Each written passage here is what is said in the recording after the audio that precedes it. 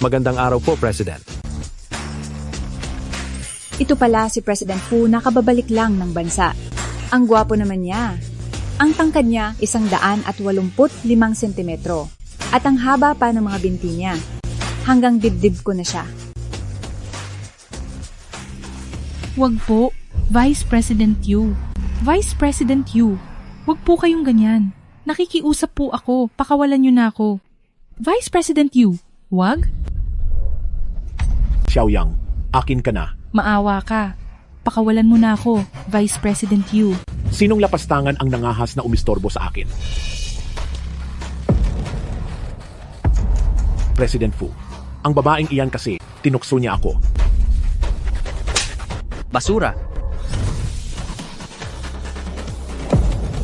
Ang lakas ng loob mong gumawa ng gulo sa kumpanya. Free President, ako. Kaladgarin siya palabas at kapunin. President, maawa po kayo. Hindi ko na po uulitin. Bigyan niyo pa po ako ng isa pang pagkakataon. Teka, President Fu, seryoso ka ba talaga? Siyempre, dadalhin siya sa presinto. Para hindi madumihan ang kamay ko sa taong iyan. Nga pala, President Fu, may isa pang bagay na dapat mong asikasuhin nandito sa kumpanya ang lolo mo. Apo kong manugang. Ang apo kong manugang. Hay, bakit puro lalaki ang mga nagtatrabaho rito?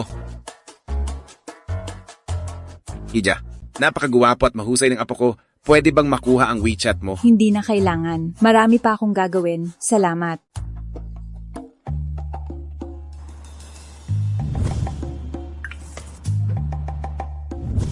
Hello, Ma.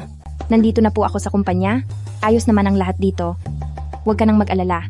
Magtatrabaho ako ng mabuti para suportahan kayo ni Papa. Ija, pwede bang makuha ang WeChat mo? Ang apo ko ay Ang tanda nyo na. Bakit nyo pa hinihingi ang WeChat ng mga dalaga? Hindi para sa akin ito. Para ito sa apo ko. Lolo, i-a-add po kita.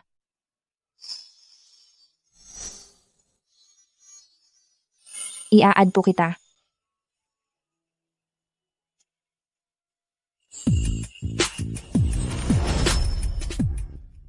Napakabait talaga ng batang ito.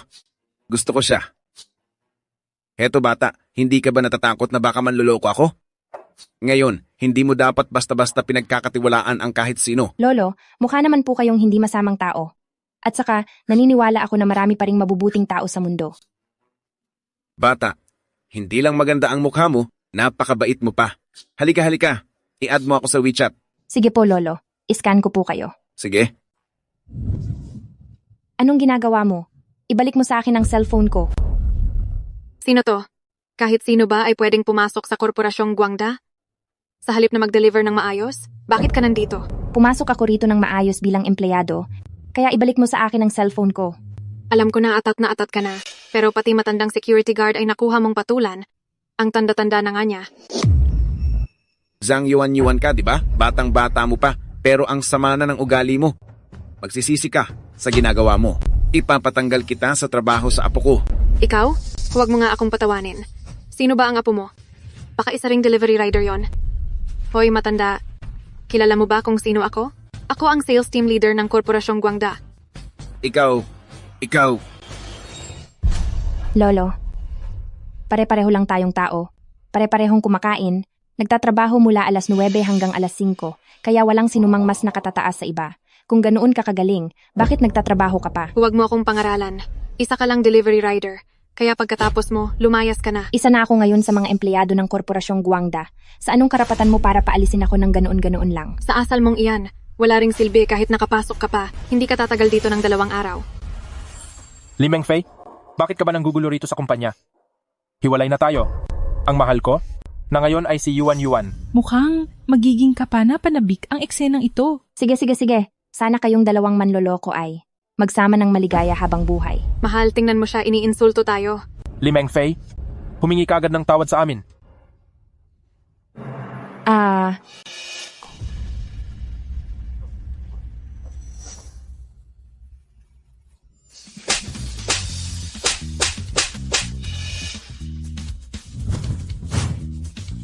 Kung susubukan niyo akong gantihan, hindi ako magdadalawang isip na ipakita sa lahat ang ebidensya ng pagtataksil niyo na nasa loob ng cellphone ko.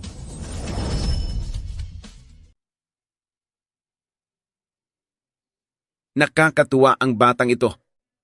Li Mengfei, huwag kang sumobra. Mabait at malambing si Yuan Yuan at mahusay rin sa trabaho. Tingnan mo naman ang sarili mo, ang itsura mo at pangangatawan, maging ang katayuan ng pamilya mo. Alin ba yan ang maipapantay mo kay Yuan Yuan? Nakagawa lang naman ako ng pagkakamaling karaniwang nagagawa ng karamihan sa mga lalaki. Li Mengfei, nagmamahalan kami ng tapat ni Ginoong Chen Jian. Walang sinusunod na pagkakasunod-sunod ang pag-ibig. Naiintindihan mo ba? Bagay na bagay talaga kayong dalawa. Pinagtagpo talaga kayong dalawa, mga basurang itinadhana para sa isa't isa. Nakakairita kayong dalawa. Dapat lang na ang kumpanyang ito ay matagal na sanang naglinis ng mga basurang gaya ninyo. Tama ang sinabi ng matanda. Totoo, nakakagaan talaga ng loob. Hindi pa ba kayo aalis? Gusto niyo pa bang masampal? Sige. Ang tindi mo. Humanda ka sa akin. Tara na. Pwe, Lolo, ayos lang po ba kayo? ayos lang si Lolo. Ang galing mo, Iha. Hangang-hanga sa iyo si Lolo. Lolo, wala po iyon. Maliit na bagay lang po ito. Iha, dalaga ka ba? Gusto mo bang ipakilala kita sa isang mapapangasawa? Kung magtatangka kayong lumaban, hindi ako magdadalawang isip na ilabas ang ebidensya ng pagtataksil ninyo na nasa cellphone ko para ipakita sa lahat. Ano ang pangalan ng babaeng ito? Ang pangalan niya ay Li Mengfei. Isa siyang bagong empleyado sa sales department. Sa panahon ngayon, mayroon pa palang matapang na tumutulong sa kapwa. Mahusay ang batang ito. Hindi mo ba siya bibigyan ng pabuya? Paano kung alam niya ang totoong pagkatao ni Lolo? At nagpapanggap lang siya? Huwag muna tayong magmadali. Tingnan muna natin. Hindi naman sa ganoon, Punong Fu. Hindi mo ba pwedeng huwag isipin na ganoon kasama ang batang iyon? At saka, idinagdag ni Lolo ang WeChat ng bata para lang makahanap ng mapapangasawa mo. Pero bakit ba nagmamadali si Lolo? Babalik na sa bansa si Binibining He at may kasunduan kayong magpakasal. Pero, ang reputasyon niya sa loob at labas ng bansa, alam mo na kung ano iyon. Siguradong ayaw ni Lolo na pakasalan mo siya. Alam ko.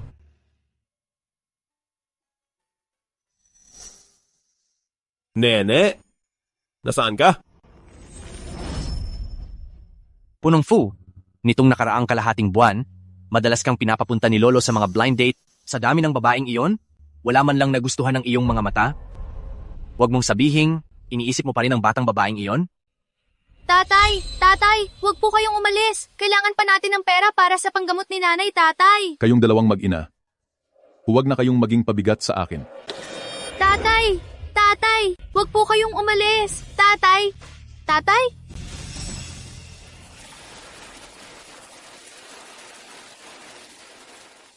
Kuya, bakit ka umiiyak dito ng mag-isa?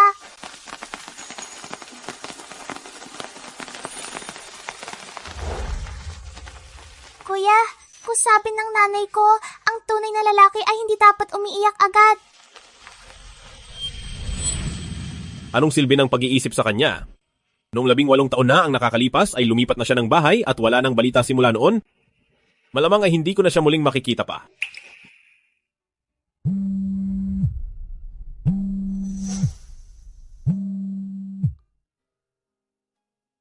Hello, Lolo. Ano po iyon?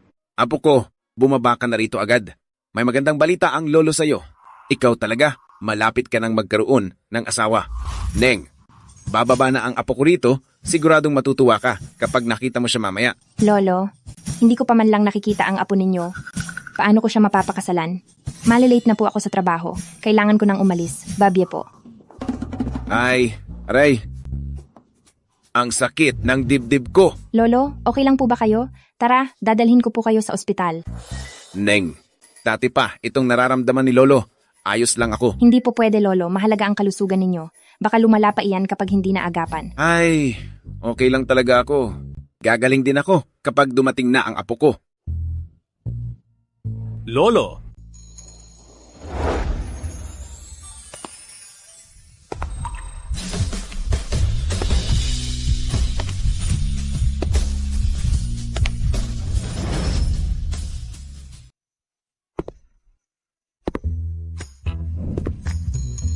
Kuya, malaki na ako. Pwede ba akong maging asawa mo? Huwag kang babalik sa sinabi mo, ah. Pinky swear tayo. 100 taon na walang magbabago. Bakit parang katulad siya ng batang kapatid ko? Tsaka kaya yun? Lolo? Ito ba ang asawang nahanap mo para sa akin? Sinasabi ko sa iyo, kailangang ituloy ang kasal na ito ngayon. Wala nang negosasyon. Sigurado ka bang gusto mo akong pakasalan? Hindi po. Ano po? Wala naman po akong... Meng Fei, ang apo ko ay gwapo at matikas. Hindi ka malulugi kung pakakasalan mo siya.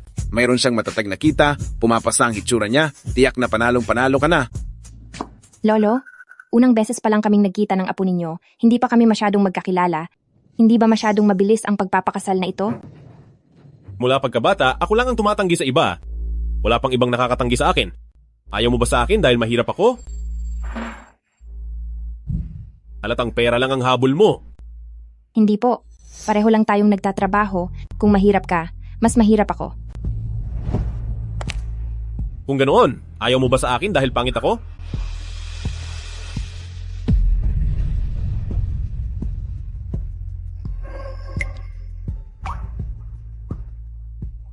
Hindi po. Napakaguwapo ninyo. Li Mengfei, ano ba itong mga pinagsasabi mo?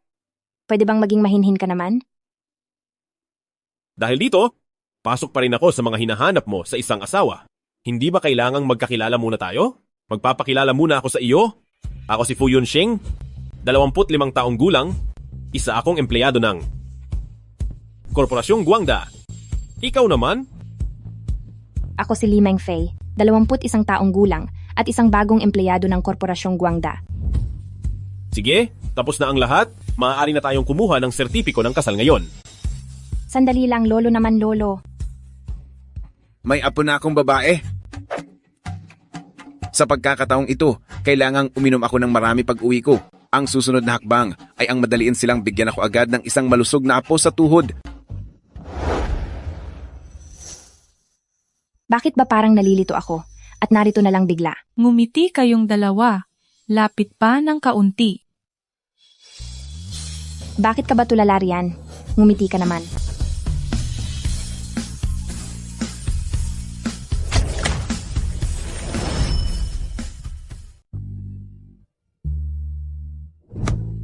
Sa unang araw ko sa trabaho, naging may asawa na agad ako. Kung malalaman nito ni na mama at papa, siguradong papatayin nila ako. Ayoko nang isipin. Aba? Lolo! Hahaha! Sa wakas, may asawa na ang panganay kong apo. Pupunta uli ako sa altar ng pamilya para magdasal. Para naman magkaroon na agad ako ng apo sa tuhod. Ay, oo nga pala. Siguraduhin mong itatrato mo lang mabuti ang asawa mo. Lolo, ako naman ang tunay ninyong apo rito ah. Eh, ano naman ngayon? Apo nga kita, pero mas mahalaga ang asawa ng apo ko. Ay, oo nga pala. May regalo pa pala ako. May daan-daang milyong piso sa loob ng card na ito, Lolo. Ano po bang ginagawa ninyo? Para ito sa asawa ng apo ko. May pakialam ka ba? Meng Fei, ito ang regalong inihanda ni Lolo para sa iyo. Heto, kunin mo na. Lolo, masyado po itong mahalaga, hindi ko po matatanggap. Meng Fei, hindi mo man lang ba itatanong kung magkano ang laman nito? Siguradong magsisisi ka kapag nalaman mo. Lolo, mga bata pa po kami, kaya namin kumita ng pera sa sarili naming sikap. Sa ganoong paraan ang perang gagastusin namin ay mas gagaan sa loob namin. Kaya po Lolo, hindi ko po matatanggap ang perang ito. Ispa, kahit magkano pa ang laman ng card na ito, wala po akong pakialam. May kakaiba sa babaeng ito. Hindi ka pipilitin ni Lolo. Itatabi ko muna ang perang ito para sa inyo. Medyo napapagod na si Lolo, babalik muna ako para matulog. Hahaha, aalis na ako. Sige. Dahil nakaalis na ang lolo mo, ngayon na habang sariwa pa ang lahat, bumalik na tayo para asikasuhin ang diborsyo. Hindi man lang tumanggi ng matagal si Lolo nang sabihin kong walang pera, humingi agad siya ng diborsyo. Talagang pera lang ang habol ng babaeng ito. Sabihin mo, magkano ang gusto mo? Seryoso ka ba, kuya? Pinakasalan lang kita para tulungan kang pasayahin ang lolo mo. Akala mo ba talaga ay ganoon akong klaseng tao? Hindi niya ba talaga alam ang pagkatao ko? Kung ganoon, hindi na muna tayo magdidiborsyo. Bakit naman? Bakit naman? Ibabalik ko pa ang pagiging single ko para makipaglandian sa mga gwapo.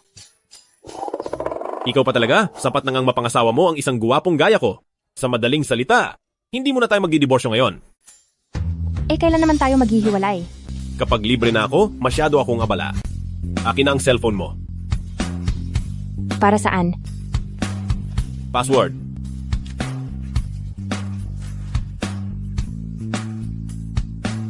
Nakakita ka na ba ng mag-asawang walang kontak sa isa't isa?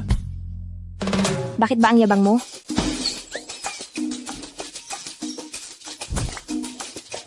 Hello, bakit? Meng Fei, bakit wala ka pa rito?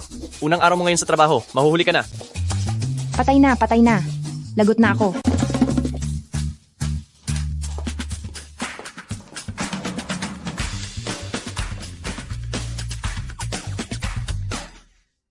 Ito ang magiging pwesto mo. 3 buwan ang trial period mo. Galingan mo. Sige po, salamat. Grabe, pagod na ako.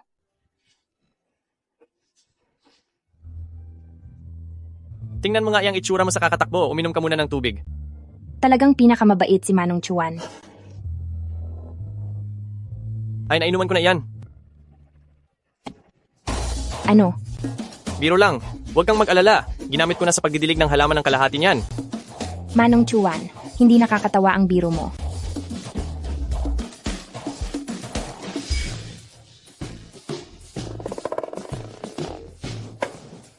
Wow! Ang daming guwapo sa kumpanya natin. Kaya naman pala maraming babae ang gustong magtrabaho rito. Isa talaga itong napakagandang tanawin. Hindi mo ba alam? Sobrang gwapo ng CEO natin. Kahit akong lalaki ay sumusuko sa kagwapuhan niya. May litrato ba siya? Gusto ko siyang makita. Sobrang misteryoso ng CEO natin. Kaunti lang talaga ang impormasyon tungkol sa kanya. At lalong wala rin mga litrato niya. Ano bang pangalan niya? Isi-search ko lang sa internet.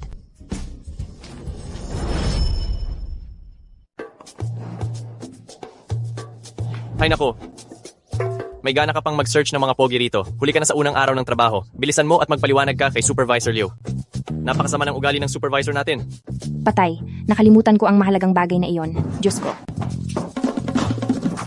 Naku, Xiao Feifei. Ang CEO ay hindi para sa mga maliit na empleyadong gaya natin. Isuko mo na ang pangarap mong iyan. Naku, matandang Zhang. Huwag kang mag-alala. Sisiguraduhin kong matatanggal ko siya. Magkaibigan tayo. Kaya huwag ka ng mahiya. Itinuturing ko si Yuan Yuan na parang sarili kong anak. Hinding-hindi ko hahayaang apihin siya ng iba. Sige. Meng Fei, halika rito at maupo ka, huwag kang mahiya. Meng Fei, paano ka nakapasok sa kumpanyang ito? Nakakita lang ako ng recruitment information sa internet, tapos ay pumunta rito para sa interview at natanggap. May kakilala ka ba rito sa kumpanya? Mga kamag-anak o kaibigan? Mayroon po. Sino? Si Shi Chuan. Sabay kaming nag-interview noon, kaya magkaibigan na kami. Tinakot mo ako. Akala ko may backer ka. Sinasabi ko sa iyo, Li Meng Fei, 2 oras kang huli sa trabaho ngayong araw. Akala mo ba pag-aari ng pamilya mo ang kumpanyang ito? Supervisor, pasensya na po. Pakinggan niyo po muna ang paliwanag ko. Wala nang palipaliwanag. Iligpit mo na ang mga gamit mo at lumayas ka rito. Nakapirma ako ng kontrata para sa probation. Protektado ako ng batas. Bakit ako aalis dahil lang sinabi mo? Hindi ka payag? Anong magagawa nang hindi mo pagpayag? Ang may mataas na posisyon ang laging masusunod? Kailangan ko pa bang ituro iyan sa iyo? Isusumbong kita sa kawanihan ng paggawa.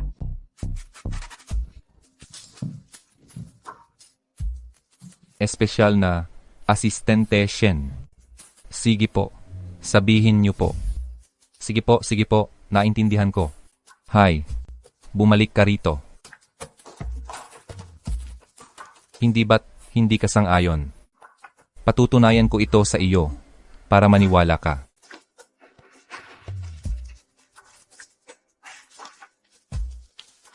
Ito ay pakikipagtulungan sa Dongyao International. Kapag nakuha mo ang malaking proyektong ito, mananatili ka sa kumpanya. Pero kapag hindi, lumayas ka na. Sige, patutunayan ko sa'yo.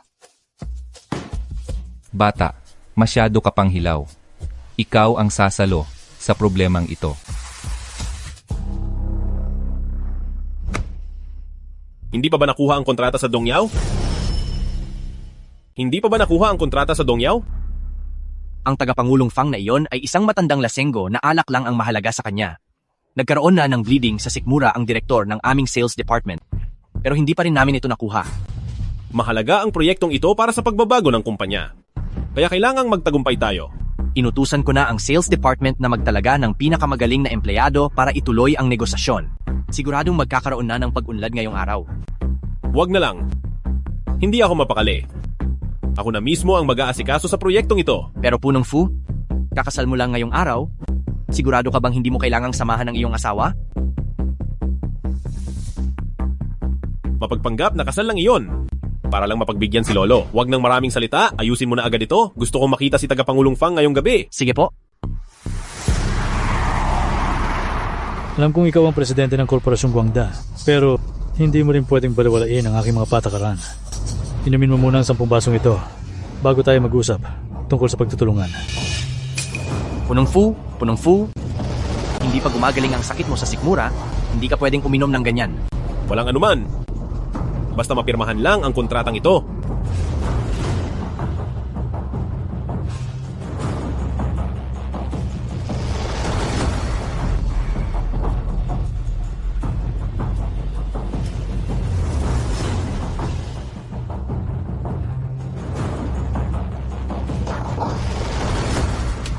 Masama ito. Sumasakit na naman ang aking sikmura. Punong Fu, kahit na bata ka pa at matagumpay, pero pagdating sa lakas ng pag-inom, talagang hindi ka mahusay. Hindi sa nagmamayabang akong si Fang dito sa Lincheng. Hindi pa'y pinapanganak ang makakatalo sa akin sa inuman. Sige na. Umalis na kayo.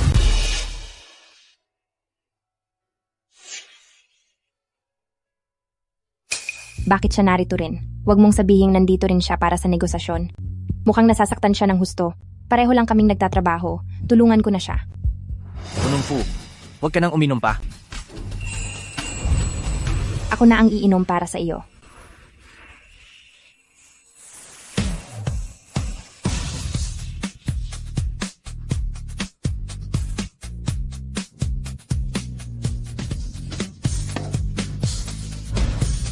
Tagapangulong Fang, huli na akong dumating ngayong araw. Parurusahan ko ang sarili ko sa pag-inom ng bote na ito.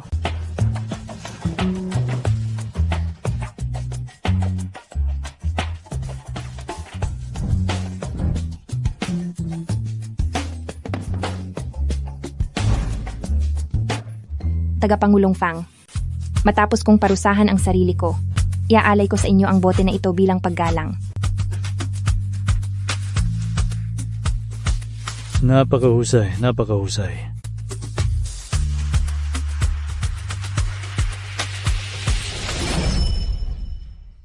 Ay, naku. Hindi ako nakainom ng sapat ngayong araw. Gusto talaga kita, Iha.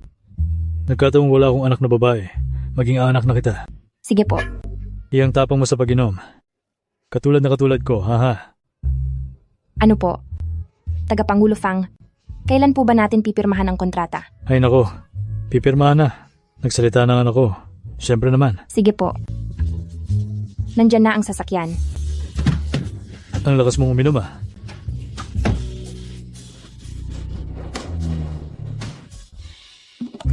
Sandali. Oo, tama. Oo. Asawa mo ito, ikaw na ang bahala sa kanya ha. May gagawin pa ako, mauuna na ako. Punong Fu, hanggang dito lang ang maitutulong ko sa inyo. Hehe. Sandali, hindi. Ikaw. Paano na siya? Ang sarap. Anong ginagawa mo? Bitawan mo ako.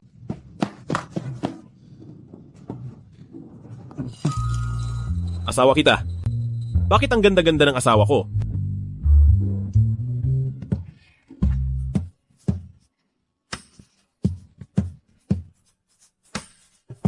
Aking munting kapatid? Gusto ko ang aking munting kapatid.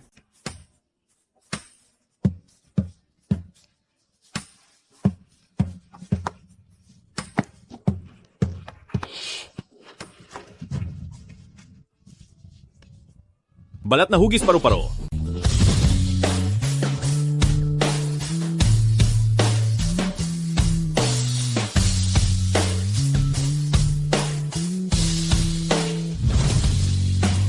Ikaw nga talaga ang munting kapatid ko.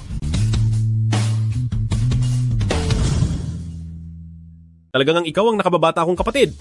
Ano? Nakababatang kapatid.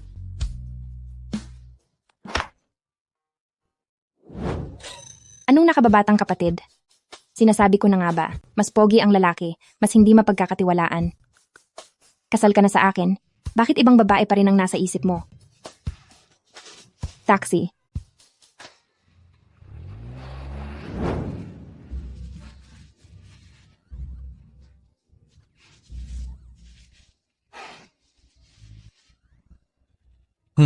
Itong mga kabataan ngayon ay talagang mapusok, hindi mapaghiwalay. Ano ba itong pinasok ko? Nagpakasal ng hindi nag-iisip, ngayon kailangan ko pa siyang alagaan. Nakababatang kapatid! Nakababatang kapatid! Fu Yunsheng, nasaan ba talaga ang bahay niyo? Ihahatid na kita pa uwi. Ang bahay ko ay nasa... 1,600 piso kapag sumuka ka. Huwag na lang. Manong, dalhin mo na lang kami sa pinakamalapit na hotel. Sige.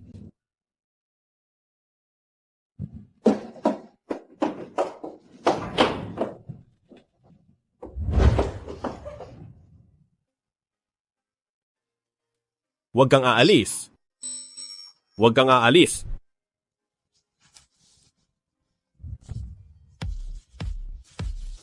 Kung sa bagay, ang gwapo rin naman ng mukhang ito. Nakababatang kapatid?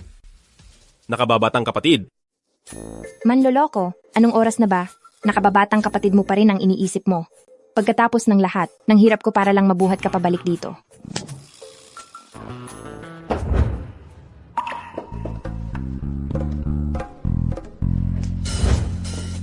Patay. Tinatamaan na ako ng alak.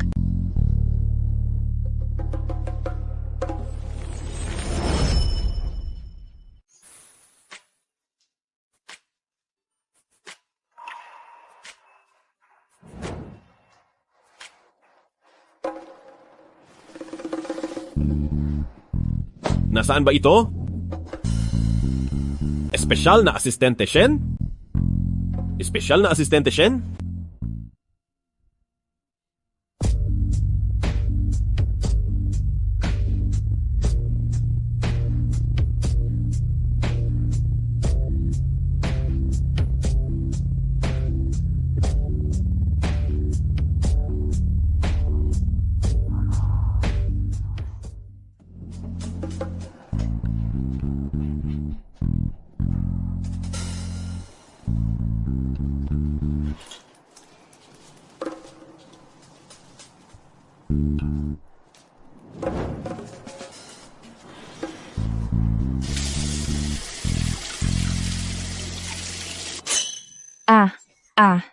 Fu Yunsheng, ikaw lumabas ka.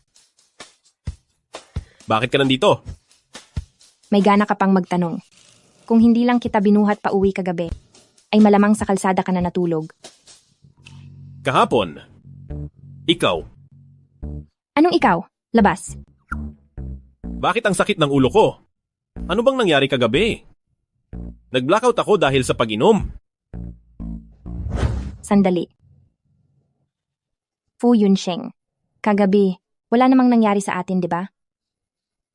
Marami akong nainom, kaya hindi ko na matandaan. Ano bang inaasahan mong mangyari? Hindi ko masyadong makuha ang punto mo. Hay, hayaan na nga. Huwag kang mag-alala. Papanagutan kita. Hoy, anong ibig mong sabihin? Anong pananagutan ang sinasabi mo?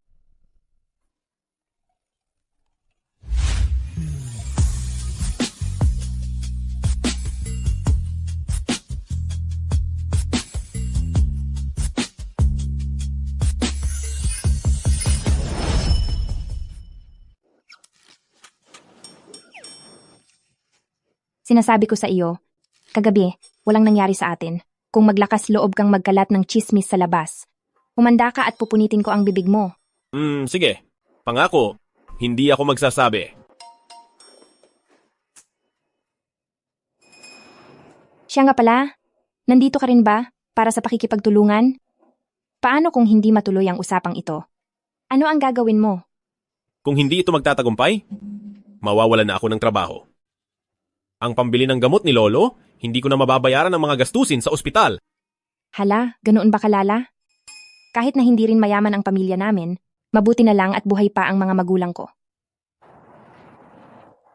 Kaya sa iyo na ang kontratang ito.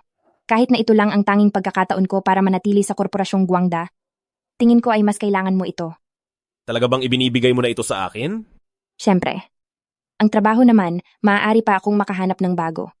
Kahit pa manatili ako ngayon, ang manager ko ay siguradong maiinis din sa akin balang araw at sisibakin pa rin ako.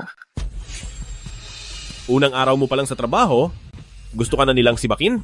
Basta, gusto mo ba o hindi? Oo. Nagbibiro lang ako sa iyo. Hindi naman ganoon kalubha. Ang kontratang ito ay hindi ko nakuha. Ikaw na ang pumirma. Tinakot mo ako. Ang lakas ng loob mong lokohin ako. Malilintikan ka sa akin mamaya.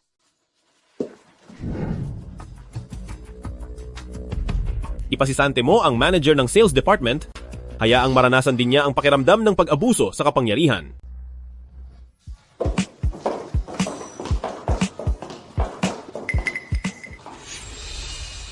Limeng Fei, talagang hindi ka talaga mawala-wala sa paligid at pumunta ka pa rito sa hotel para harangin kami ni Yuan Yuan.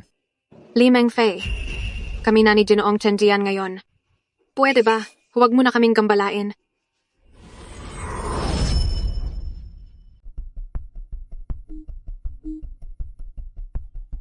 Malalate na ang delivery mo.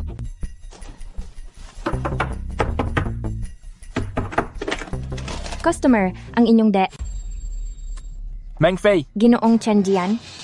Bakit ka nandito? Hindi ba't naghahanap ka ng trabaho? Meng Fei, hindi ako ito... Ipapaliwanag ko sa iyo mamaya. Hi. Ginoong Chen Jian, wag mo akong gawing tanga. Sino ba talaga ang taong iyon sa loob? Ako ito. Oh, hindi mo pa pala alam, di ba? Kami ni Ginoong Chen Jian ay kalahating taon nang magkasama at madalas kaming pumunta rito. Li Meng Fei, wag mo rin akong sisihin. Si Yuan Yuan ang team leader sa Korporasyong Guangda. Ikaw ang walang ambisyon sa buhay, wala kang narating. Kaya huwag mo akong sisihin kung gusto kong umunlad. Ginoong Chen Jian, ang kapal talaga ng mukha mo. Sayang lang ang pakikipagrelasyon ko sa iyo. Anong karapatan mong saktan ako? Mahal. Manahimik ka. Sinasabi ko sa iyo, kapag naglakas loob ka pang magsalita, ay itatama ko rin ang kamay ko sa iyo.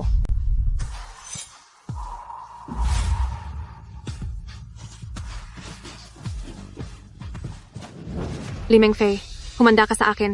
Hindi kita palalagpasin. Yuan Yuan, huwag kang mag-alala, ikaw lang ang mamahalin ko habang buhay. Para kayong mga ambisyosong palaka na masyadong bilib sa sarili ninyo.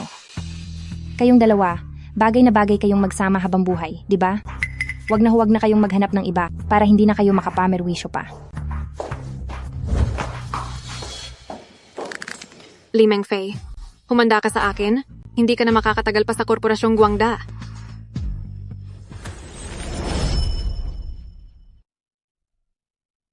Sige. Maliit na bagay lang ang mga ito. Walang problema talaga. Director Fang, walang problema sa pirma na ito. Sige po, bababa ko na ang tawag, bye-bye. Batang Meng, balita ko binigyan ka ni Supervisor Liu ng isang mahirap na gawain. Kamusta ito? Si Director Fang ng Dongyao International. Oo nga. Balita ko ang leader ng pangalawang grupo na si Yuan Yuan ay ilang beses nang nabigo. Halos lumuhod na siya, pero hindi pa rin napipirmahan ang kontratang ito. Ano ba ang alam mo? Anong Director Fang? Ninong ko kaya iyon? Huy! Kagabi lang, ay nag-inuman pa kami. Tignan mo, pirumado na itong kontrata ko. Patingin nga ako. Ay, hindi pa nga sigurado ang lahat. Nagsisimula ka na agad magmayabang? Iyong Director Fang na iyon, ay hindi naman kayo kilala talaga. Tapos pag-uusapan ng kooperasyon, talagang katawa-tawa. Meng Fei, unang araw mo pa lang sa kumpanya, pero nakakuha ka na ng proyekto. Hindi ito kapani-paniwala. Napakalaking proyekto nito. Hindi ka naman siguro nagsisinungaling. Hindi maganda ang ganyang ugali. Li Meng Fei, hindi ko akalain na ganito ka pala noong magkasama pa tayo. Bilang tao, dapat ay maging tapat at matino kagaya ni Yuan Yuan. Tayo, wala ring silbi kahit payuhan natin siya. Sadyang mahilig lang siyang magpanggap, di ba? Sabi naman ng supervisor, kapag hindi niya naayos ang kontratang ito, kailangan na niyang mag-impake at lumayas ngayong araw. O nga pala, Sinong nagsabing hindi ko ito nagawa? At isa pa, ako ay nasa unang grupo. Ikaw na leader lang ng ikalawang grupo. Anong karapatan mong pakialaman ako? Talagang nakikialam ka sa hindi mo naman dapat pinapakialaman. Niloloko mo lang kami sa pamamagitan ng pagpapakita ng kahit anong folder. Sino namang maniniwala riyan? Ikaw talaga ay huwag nang magpahiya rito. Magpakatino ka na lang at bumalik sa pagde-deliver ng pagkain. Oras ng trabaho pero hindi kayo nagtatrabaho ng maayos at nagsisigawan pa rito. Supervisor, tamang-tama ang dating nyo. Sinasabi ni Li Mengfei na nakapirma siya ng kontrata sa tagapangulong Fang ng Dongyao International. Ngayon, ay ihahanda na niyang ibigay ang kontrata sa inyo. Magaling din ang batang babaeng ito ah. Akin na, patingin ang kontrata. Sige po.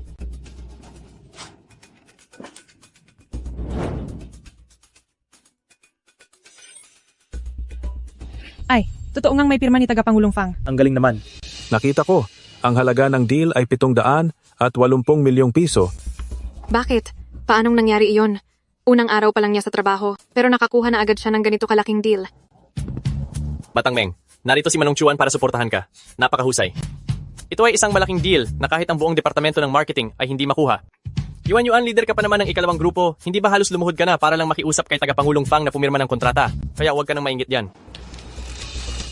Imposible. Siguradong wala siyang kakayahang gawin iyon. hoy, Yuan, may komisyon ba talaga siyang 7,800,000 piso? Wow, yayaman na siya rito. Li Mengfei, nakita ko na ang sulat kamay ng tagapangulo, ang kontratang ito na hawak mo, ay peke. Fake. Fake? Talagang fake pala ito. Ito ay fake. Ito. Paanong nangyari ito? Ito ang pinirmahan namin ni tagapangulong Fang kaninang umaga lang. At nakita ko mismo sa sarili kong mga mata noong pinirmahan niya ito. Hindi maaari. Tatawag ako ngayon din para malinawan. Ikaw. Gumawa ka na nga ng mali, ayaw mo pang umamin. Sadyang napakasinungaling mo. Hindi kailangan ng korporasyong Guangda ang empleyadong tulad mo. Sisante ka na, magligpit ka na ng gamit at lumayas. Aaminin ko ang mga bagay na ginawa ko, pero bakit ko aaminin ang mga bagay na hindi ko naman ginawa? At isa pa, wala ka pang malinaw na investigasyon pero bakit mo ako pinapaalis? Tama po siya. Supervisor, hindi magagawa ni Batang Meng ang ganoong bagay.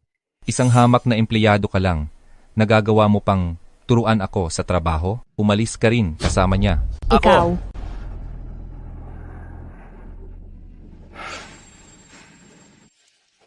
Hindi ba't gusto niyo lang naman akong paalisin? Aalis ako. At isa pa, walang kinalaman si Sichuan sa bagay na ito.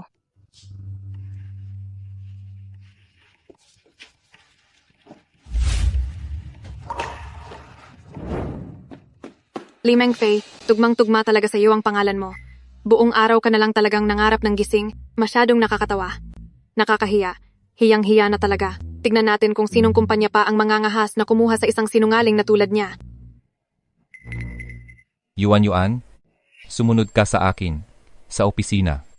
Ang iba naman ay bumalik na sa trabaho.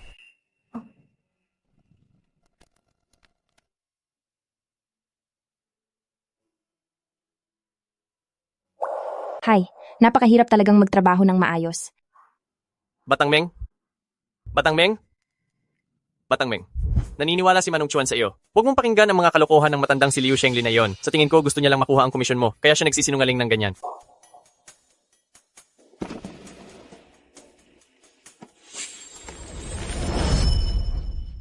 Manong Chuan, salamat sa pagtitiwala mo sa akin. Pero hindi pa naman tayo ganoon katagal na magkakilala. Bakit ganoon na lang ang tiwala mo na hindi ako nagsisinungaling? Batang Meng, natatandaan mo ba nung unang araw ng interview natin? Nawala ko kasi ang resume ko noon at ikaw ang unang lumapit at kumontak sa akin. Kaya naman, sa bait mong iyan, naniniwala akong hindi mo magagawang mandaya. Sayang naman. Sa mundong ito, kailangan ng koneksyon at kapit. Pero wala man lang akong kakilalang kahit isang mataas na opisyal dito sa Korporasyong Guangda. Wala talaga akong magagawa laban sa kanila. Hay, mukhang sikat na sikat talaga si Madam. Guwapo rin ang lalaking iyon. Hay, pero malayo pa rin ang itsura niya kumpara sa inyo, punong fu. Espesyal na asistente, Shen. Po? Masyado ka yata ngayong walang ginagawa. Gusto mo bang ipadala kita sa Afrika para magsanay? Pasensya na po, Punong Fu.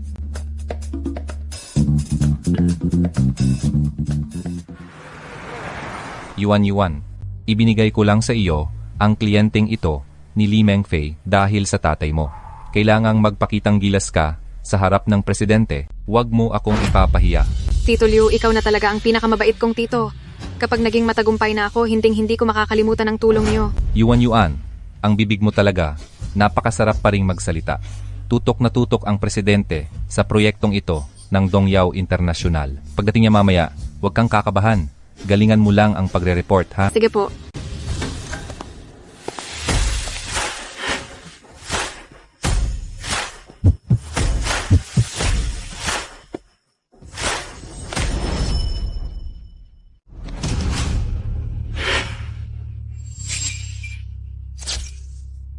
Wow. Sa sobrang misteryoso ni Punong Fu noon, akala ko ay isa siyang pandak at mataba, pero iyon pala ay isa siyang napakagwapong lalaki. Kung makakapit lang ako kay Punong Fu, ay talaga namang napakasaya niyon. Punong Fu, silang dalawa ay mga empleyado mula sa ating departamento ng benta at mayroon silang mahalagang bagay na dapat iulat sa inyo. Magsalita kayo.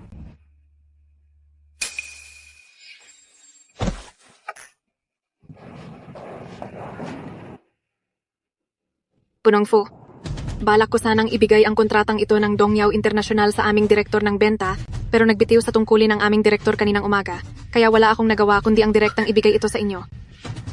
Sisantehin mo ang tagapamahala ng departamento ng benta. Hayaang maranasan din niya ang pakiramdam ng pag-abuso sa kapangyarihan.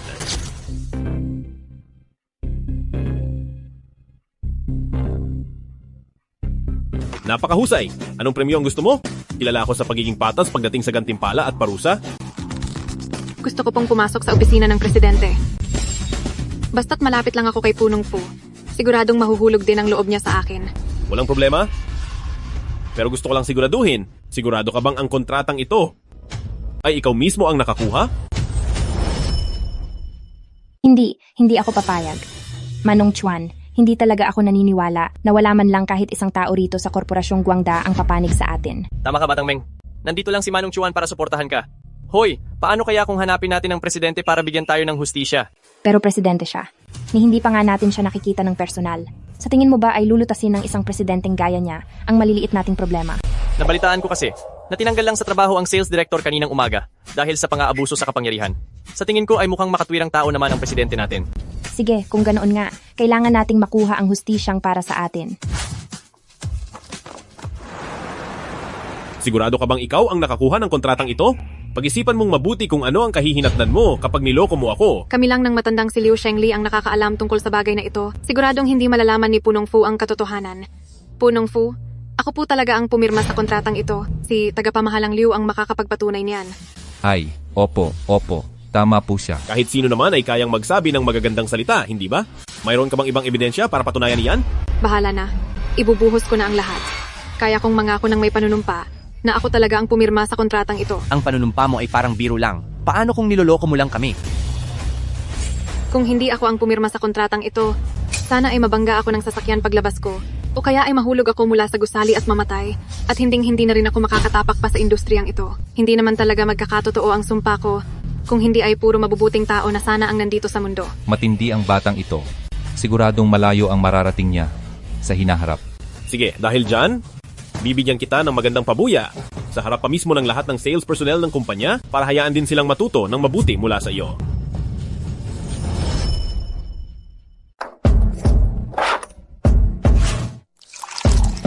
Si Panggulong Fang ay may patakaran sa pakikipagtulungan na dapat ubusin ang 10 baso ng alak bago magkaroon ng karapatang makipag-usap sa lamesa. Chang Yuan, sige na. Presidente, tila hindi niyo pa rin ako pinagkakatiwalaan. Hindi ako naniniwala sa iyo, pero ang Korporasyong Guangda ay laging base sa kakayahan ng usapan. Dahil gusto mong ma-promote agad sa opisina ng presidente, kailangan mong ipakita sa iba ang iyong galing. Nang sa gayon, ay walang masabi ang lahat. Tama ang sinabi ng presidente. Ang sweldo sa opisina ng presidente ay nagsisimula sa 23 milyong piso kada taon.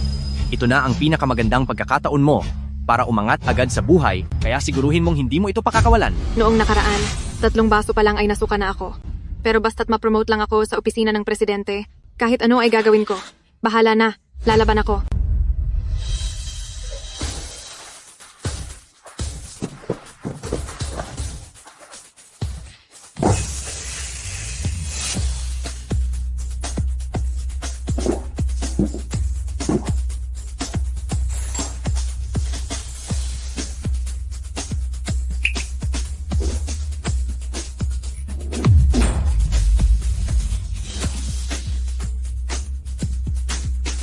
Tapos na. Yari na ang lahat. Bakit ba kasi ako nagbitiw ng walang saysay na pangako? Siguradong madadamay ako rito. Nakakatawa talaga? Nakatatlong baso lang ay nasuka na, tapos ganyan ka makikipag-usap ng negosyo kay Ginoong Fang? Kaya kaya ko pa uminom. Hindi ba si Li Mengfei ang nakakuha ng kontrata sa Dongyao International? Ninanakaw lang pala niya ang kredito ng iba, Diyos ko. Nakakadiri siya. Manahimik kayong lahat. Punong Fu, kumusta po? Ako po si Li Mengfei mula sa unang grupo ng sales department. Ay, hindi pala. Batang Meng, huwag kang kabahan. Hindi ka naman kakainin ni Punong Fu. Oh, mag-relax ka lang. Hindi pwede. Natatakot pa rin ako. Ay naku, magsisimula na ang palabas. Pinapagalitan ni Punong Fu si Jiang Yuan sa marketing department. Hoy, bilis! Tara na! Kung hindi ay mahuhuli tayo sa magandang palabas. Sinasabi ko sa inyo, napakaraming kontrata na ang nakuha ko, napakalaki ng kinita ng kumpanya dahil sa akin, at hindi nyo alam kung gaano karaming hirap at pagod ang ibinuhos ko. Ngayong araw, medyo wala lang ako sa kondisyon ngayong araw. Malakas naman talaga akong uminom. Ang kontrata sa Dongyao na iyon, ay nakuha ko rin kahit na nagdugo ang sikmura ko sa kakainom. Puro ka kasinungalingan. Malinaw na si Li Mengfei ang nakakuha ng kontratang ito sa Dongyao. Espesyal na asistente Shen, abisuhan ng buong industriya na iban agad si Zhang Yuan. Panahon na para tuparin ang iyong sumpa. Hindi po ganoon, Punong Fu. Pakinggan niyo po ang paliwanag ko. Zhang Yuan, ang lakas ng loob mong angkinin, ang gawa ng iba. Akala ko pa naman ay mapagkakatiwalaan ka. Tito Liu, bakit niyo po ako sinasaktan? Pwe, galit ako sa mga taong katulad mo. Umalis ka na rito agad. Ikaw na matandang hukluban, ikaw ang nag-utos sa akin na angkinin iyon. Ngayon naman ay gusto mo pa akong baligtarin, wala kang hiya. Ikaw. Zhang Yuan, subukan mo pang magsalita ng kung ano-ano at talagang pupunitin ko ang bibig mo. Wag na wag niyo po siyang papaniwalaan, boss. Nakikita niyo naman po na ilang taon na akong nagtatrabaho ng tapat at masipag sa kumpanyang ito. Tapat at masipag? Ibinigay mo ang napakahalagang proyekto ng Dongyao International sa isang empleyadong isang araw pa lang sa trabaho, hindi ba't pinapahirapan mo lang ang baguhan? Ako, gusto ko lang naman bigyan ng pagkakataon ang mga kabataan. Nakakatawa talaga. Sisibakin mo na nga ang babaeng yan tapos sasabihin mo pang binibigyan mo siya ng pagkakataon. Ang kapal talaga ng mukha mo. Siguradong yari ka na ngayon. Galit na galit si Punong Fu sa mga taong nag-aabuso sa kanilang posisyon. Napakatanga mo. Kung hindi lang dahil sa tatay mo, hinding-hindi kita papakialaman. Diyos ko, ang tindi ng away nila. Kapana-panabik. Kung sino-sino na lang talaga ang natatanggap sa kumpanyang ito. Espesyal na asistente Shen, sibakin mo silang dalawa. At saka alisin mo rin ang lahat ng mga koneksyon ni Zhang Yuan dito sa kumpanya. Masusunod po, Punong Fu.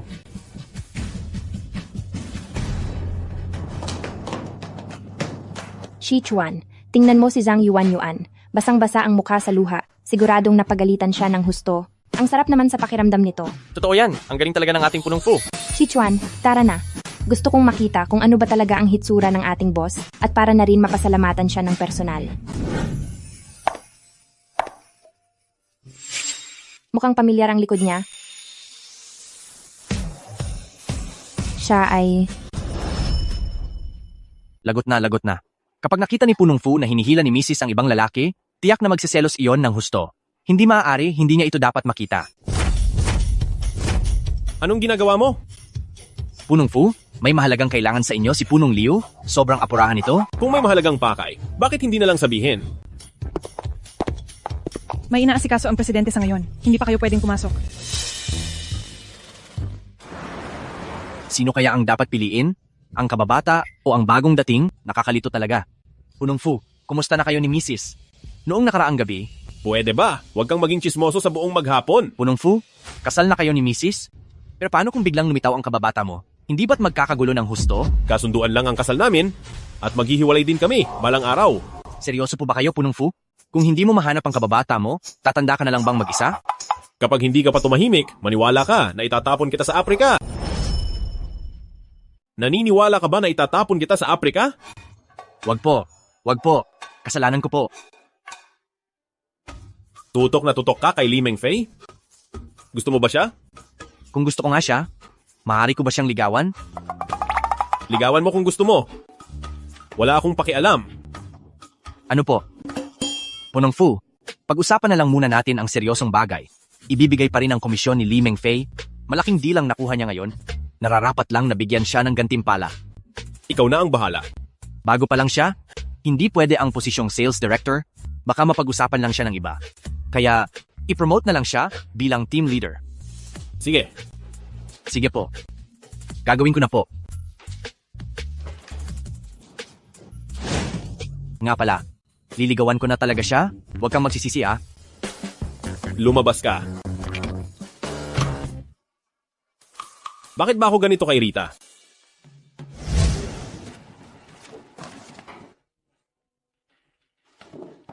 Mahal ko, nabalitaan ko na na-promote ka. Kadarating ko lang galing sa pakikipag-usap sa kliyente. Ang galing mo talaga. Teka, anong nangyari sa'yo? Na-promote ka na nga, bakit ka pa umiiyak? Ipagdiriwang natin ito mamayang gabi, ilalabas kita. Anong promotion? Mawawalan na nga siya ng trabaho. Dahil ninakaw niya ang kredito ni Li Mengfei, tinanggal na siya ni Punong Fu sa trabaho. At saka, ban na siya sa buong industriya. Yuan, totoo ba ang sinasabi nila? Kayong mga mapagsamantala, napakagaling ko, kahit saan, ay makakagawa ako ng sarili kong pangalan. Pagdating ng oras na iyon, ang korporasyong Guangda ay magsisisi na tinanggal nila ako. Mahal, mag-impake ka na ng gamit, aalis na tayo rito. Ano? Itong walang kwentang kumpanya ay hindi na kailangang panatilihan. Kasi, mayroon pa akong proyektong hindi tapos. Hindi pa ako pwedeng umalis. Ginoong Chen Jian, napakawalang hiya mo. Nakalimutan mo na ba kung paano ka nakapasok sa korporasyong Guangda? Ngayon ay nagagawa mo na akong suwayin. Paano ka naman niya susundin? Sa tingin mo ba, bakit siya sumasama sa iyo? Itong si Ginoong Chen Jian na manloloko, hindi ba't gusto lang niyang kumapit sa may kapangyarihan? Ngayong wala ka ng kapangyarihan at impluensya, natural na hindi na siya makikinig sa iyo. Ang nanalo ang siyang tama. Li Mengfei, huwag kang masyadong maging kampante. Darating din ang araw na mangyayari rin ito sa iyo. Hindi mangyayari iyon kay Munting Fei. Hindi niya gagawin ang mambintang at manira ng iba. Mengfei, napakagaling mo talaga. Sa pagkakataong ito, hindi mo lang nailigtas ang kumpanya sa matinding krisis, nakakuha ka pa ng malaking kontrata, at nakakuha ng komisyon na 8 milyong piso. 8 milyon, napakagaling naman. Matagal ko na itong pinapangarap. Sinabi ni Punong Fu na gagawin si Mengfei na leader ng benta para sa ating ikalawang grupo. Naniniwala ako na bubuti ang ikalawang grupo sa ilalim ng pamumuno ni Mengfei. Maligayang pagbati, Mengfei. Hindi maaari. Paano itong nangyari? Bakit naging ganito? Si Mengfei na ang bago nating team leader. Maligayang pagdating. Binabati kita. Sana ay magtulungan tayong lahat para mas lalo pang gumaling ang ating pangalawang grupo. Kapag nakuha ko na ang komisyon ko, ililibre ko kayo at dapat ay nandoon kayong lahat. Ang galing naman. Salamat, Mengfei. Kayong lahat ay talagang mga balimbing. Sumasama lang kayo kung nasaan ang malakas. Darating ang araw na mababawi ko rin ang lahat ng pagmamayari ko. Humanda kayong lahat sa akin.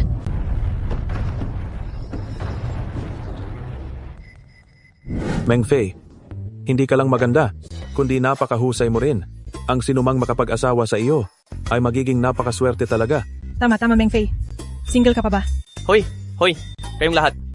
Imbes na isipin kung paano magtrabaho ng mabuti at makakuha ng benta, sismis pa ang inatupag nyo? Magtrabaho na kayo agad.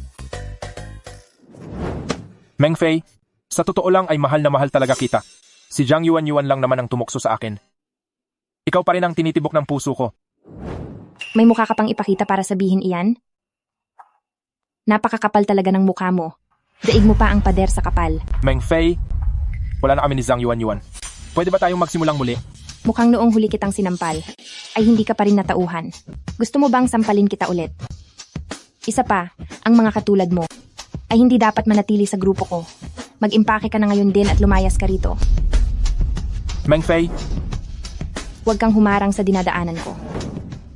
Mengfei?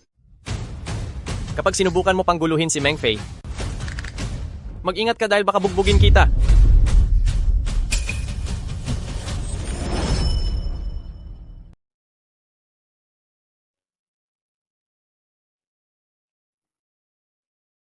Batang Meng, parang hindi maganda ang pakiramdam mo. Kahit ang promosyon o pera ay hindi kayang gamutin ang sugatan mong puso. Manong Chuan, huwag mo na akong biruin. Tungkol sa lalaking manloloko na iyon, nasasaktan ako para sa kanya. Siguro ay nababaliw na ako. Sa totoo lang, noong mahuli ko siya at si Zhang Yuan sa tapat ng pintong iyon, ay matagal na akong sumuko sa kanya. Para sa akin, basura lang siya. Pero, ano ang ibig sabihin nito? Medyo masaya lang ako at medyo excited din. Dahil tapos na ang lahat. Pero sa totoo lang, nagpapasalamat talaga ako kay Punong Fu. Buti na lang at inimbestigahan niya ng maigi ang sitwasyon noon.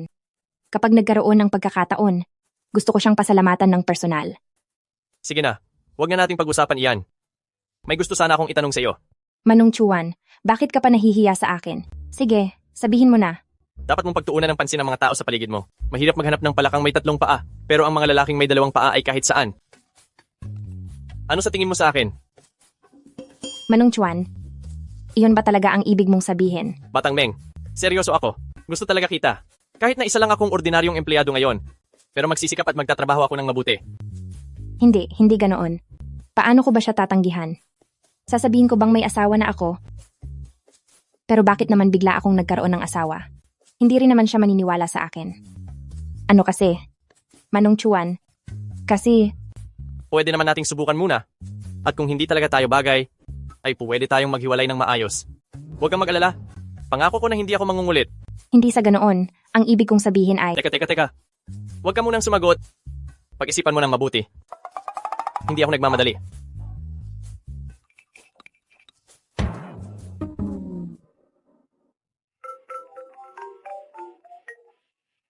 Hello? Ma? Ano pong nangyari? Ipadala mo ang address ng tinutuluyan mo. Pupunta kami ng papa mo riyan. Ano?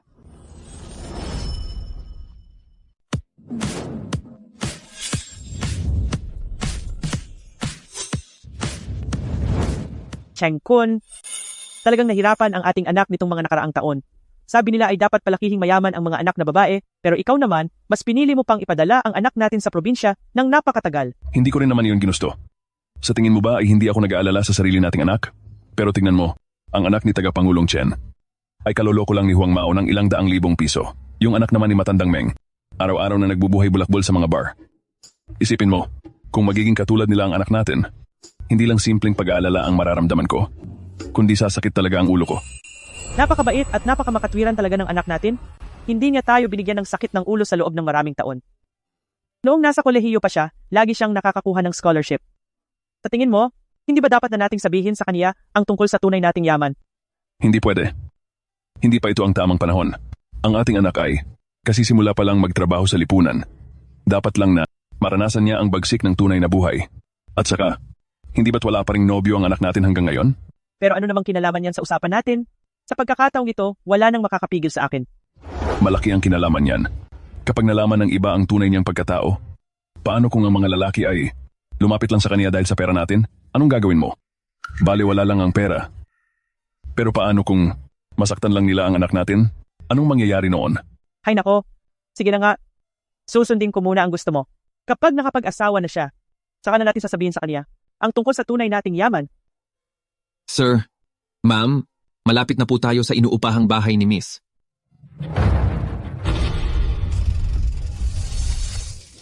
Xiaomeng, ano ang nangyari?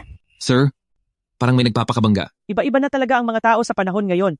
Xiaomeng, asikasuhin mo ang sitwasyon. Opo.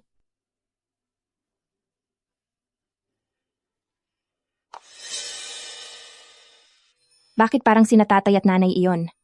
Siguradong nagkamali lang ako ng tingin. Lagot, anak natin iyon. Hala. Neng, ikaw, ayos ka lang ba? Ayos lang ako. Magandang araw po, Sir Lee. Tay. Nay. Ano bang nangyayari dito? Anak, hindi ka ba nasaktan dyan? Ayos ka lang ba? Ayos lang po ako. Anak-anak, halika rito at bumati kay Sir Lee. Meng Fei, si Tito Limo ay malaki ang naitulong sa pamilya natin. At isa pa, isa siyang malaking negosyante sa Linjiang. Magandang araw po, Sir Lee. Sige. Sir Lee, iyo po ba ang lahat ng mga bodyguard na ito? Ang galing naman. Wala iyon. Ayos na ang lahat. Kayo, bumalik na kayo. Sige na, bumalik na kayo. Balik na. Sir Lee, maraming salamat po sa paghatid sa amin ng asawa ko pa uwi. Mauuna na po kami sa loob. Paalam po, Tito Lee. Tay, Nay, ano ba talaga ang nangyayari dito? Nagtatrabaho kaming tatay mo bilang cleaner sa bahay ni Sir Lee. Sakto namang pauwi rin siya kaya hinatid na niya kami rito. Kung ganoon, mabait pala talaga itong si Sir Lee. Oo nga. Marami pa ring mabubuting tao rito sa lungsod.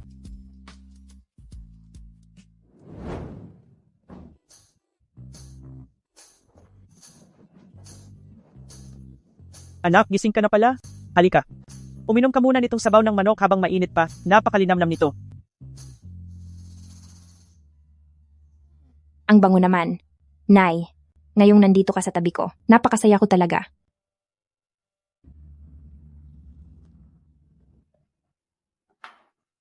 Anak, ang hirap ng trabaho mo dyan sa labas. Ito lang ba ang kinakain mo araw-araw? Paano naman iyan magiging sapat? Halika, anak. Kunin mo ito. Bumili ka ng magagandang damit at bumili ka rin ng masasarap na pagkain. Nay, malaki na ako ngayon at kaya ko na rin kumita ng sarili kong pera. At saka kayo ni tatay, sa tanda ninyong iyan ay nagtatrabaho pa rin kayo. Hindi biro iyon. Hindi ko matatanggap ang perang ito. Bakit ba ang tigas ng ulo mo, bata ka? Kunin mo na ito dahil binibigay ko naman sa iyo. Sige na nga. Anak, kumusta na yung nobyong kinuwento mo sa amin noong nakaraan? Yung lalaking iyon na walang kuwenta. Matagal na kaming wala. Wala ka bang nobyo ngayon? Mayroon sana akong sikretong sasabihin sa iyo kapag nagpakasal ka na. Mukhang kailangan ko pang maghintay ng kaunti. Anong sikreto iyon? Nakalimutan ko palang sabihin sa inyo ni tatay. Ang totoo, may asawa na ako. Ano? Ano? Nagpakasal ka na? Ano? Hindi. Kailan ka pa ba nagpakasal? Anak, ang ganito kahalagang bagay. Bakit hindi mo man lang sinabi sa amin ng nanay mo? Kaya mahal kong Ma, pwede nyo na bang sabihin sa akin ang sikretong iyon ngayon? Teka lang. Mas mabuting dalhin mo muna rito ang asawa mo para makilala namin. Wala namang nagpapakasal nang hindi nagpapakita sa mga magulang, di ba? Walang problema. Pero peke lang ang kasal namin. Pupunta kaya siya para makipagkita sa mga magulang ko? Pero, curious talaga ako sa sikretong ito. Naglabas na ang sales department ng appointment para kay Lee Mengfei. Naintindihan ko? Ipag-book mo ako ng ticket papuntang New Zealand. Magbu-business trip ako. Kung ganoon, mag-empake na rin ako para sumama sa iyo. Wag na. Manatili ka na lang sa kumpanya at magtrabaho ng maayos. Sige, nasisiyahan ka lang mag-isa, bakit hindi mo isama ang misis mo? Ipagbubook ko kayo ng isang luxury couple suite para makapag-honeymoon kayo. Ano bang pinagsasabi mo? Bigla na lang kaming nakakuha ng marriage certificate nang hindi ko maintindihan kung paano sa kalagayan naming ito ngayon. Hindi ko man lang maipaliwanag ang nangyayari.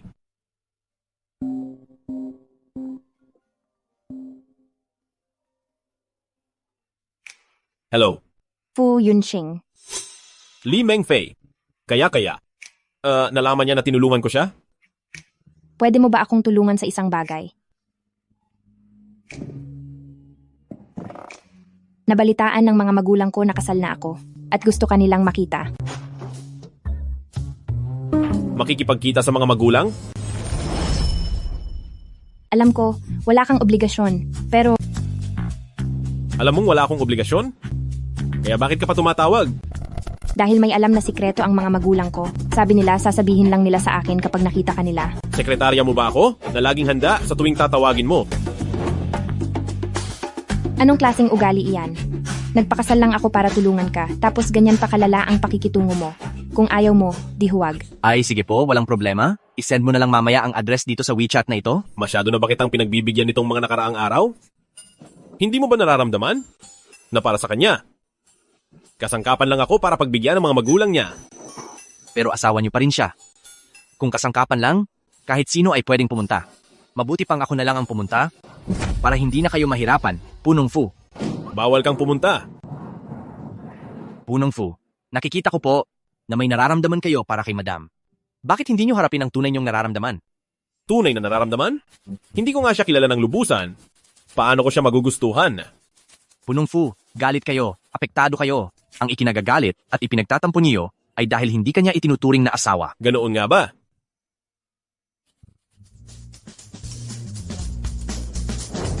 O sige, ako na lang ang pupunta. Huwag mo na akong i-book ng ticket papuntang New Zealand. Pupunta na lang ako doon pagkalipas ng ilang araw. Napakatigas talaga ng ulo mo. Titingnan ko kung hanggang kailan mo kaya iyan. Subalit, si Punong Fu ay may matinding pagtingin pa rin sa batang babaeng iyon. at ngayon ay may asawa na siya, medyo mahirap ang sitwasyon. Punong Fu, ano po sa tingin nyo ang set na ito? Masyadong magarbo. Kumuha tayo ng mas simple. Pero ang gwapo niyo po talaga sa suot na iyan. Maglabas ka pa ng ilan. Masusunod po, Punong Fu. Dahil nakikita kong pinahahalagahan nyo ito ng husto, siguradong napakahalaga ng handaan ngayong araw, hindi po ba? Oo. Talagang mahalaga ito. Baka hindi na siya darating. Siguro ay wala naman siyang obligasyong tulungan ako.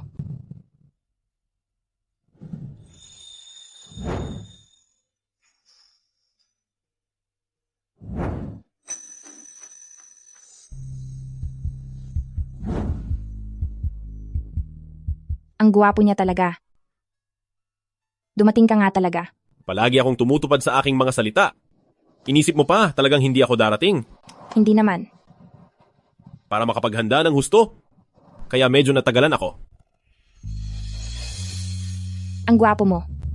Tara na.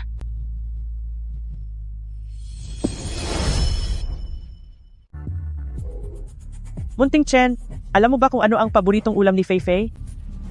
Malay ko ba kung ano ang gusto niyang kainin? Sige na nga, hulaan ko na lang.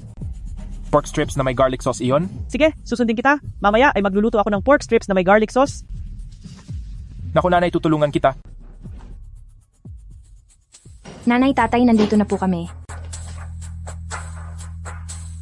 Ginoong Chen Jan, anong ginagawa mo rito? Ming Fei, siya ay si... Nanay. Ito. Fei Fei. Anong nangyayari rito? Bakit mayroon kang dalawang nobyo? Ipaliwanag mo ito. Nanay, tatay, siya ang dati kong nobyo. Ginoong Chen Jian, napakababa ng uri mo. Gaya ng pangalan mo. May mukha ka pa talagang humarap sa akin.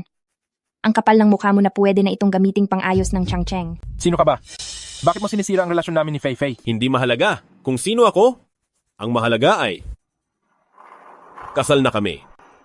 Ako ang legal na asawa ni Fei Fei. Ano? Kasal na pala kayo? Siyempre naman. Napakabuti ng asawa ko. Mas mabuti siya kaysa sa iyo ng 1,000 o 10,000 beses. Ngayong nakatagpo na ako ng mabuti, siyempre ay magpapakasal na ako. Bakit? Akala mo ba ay maghihintay pa ako sa iyo rito? Karapat-dapat ka ba? Hayaan mo na, Fei Fei. Hindi ka masyadong mahinahon ngayon? Sa susunod na lang ako babalik para hanapin ka. Naku, kasalanan ito ni Mama. Pagkapasok niya ay tumawag agad siya ng Mama, kaya ang akala ko, Sa akalain mo panahon nga naman. ngayon, na kung ano-anong klaseng masasamang loob ang naglipana. Ngayon lang ako nakakita ng kusang nagpipresintang maging manugang. Hamp, may sira talaga ang ulo. Pama, sa totoo lang ay kasalanan ko ito. Hindi ako nakabisita rito ng mas maaga, kaya normal lang na magkamali kayo. Hey! Pero Fei Fei, hindi mo ba ipinakita sa mga magulang mo ang marriage certificate nating dalawa? Oo, may pananagutan din ako rito. Kasalanan ko ito. Tingnan mo, ang bait talaga ng manugang natin. Hindi lang gwapo, maasikaso pa sa lahat ng bagay. Fei Fei, kailangang baguhin mo na ang pagiging makakalimutin mo. Matuto ka sa kanya. Maging mas maingat ka naman. Malalaki na ang mga bata, may asawa na nga, at may mag-aalaga na sa kanya. Kaya huwag ka na masyadong makialam. Narinig mo ba? Sabi ni Mama ay ako na ang mag-aalaga sa iyo. Ano pang ginagawa niyo riyan? Tara na, at magluto na tayo. Munting Fu, mga lutong bahay lang ito. Huwag kang mamimili ha. Ito po ang regalo ko para sa inyo, Pa, Ma. Sana po ay magustuhan ninyo. Naku, sana hindi ka na nag-abala. Bakit nagdala ka pa ng regalo? Sinabi mo pa.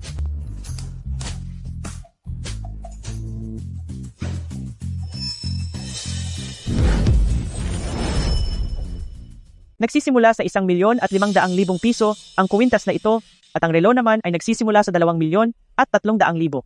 Talagang napakabukas palad ng manugang natin sa atin. Ang mahalaga ay gwapo na at seryoso pa sa buhay. Satisfied ka ba? Ha. Siyempre naman satisfied ako. Para sa manugang ko ang kinuha kong ulam na ito. Kung gusto mong kumain, kumuha ka ng sa iyo. Salamat po, Ma. Sige. Dahil may mabuting manugang na kayo, kinalimutan nyo na ang mabuting anak nyo. Anak, dati ay hindi kita pinapayagang uminom dahil bata ka pa. Ngayong may sarili na kayong pamilya, ay kampante na kaming mag-asawa. Haha, wala nang ibang hiling sina mama at papa, kundi ang maging ligtas at masaya kayong dalawa. Munting Fu, pasensyahan mo na sana si Fei Fei kung may magawa man siyang mali sa hinaharap. Eto.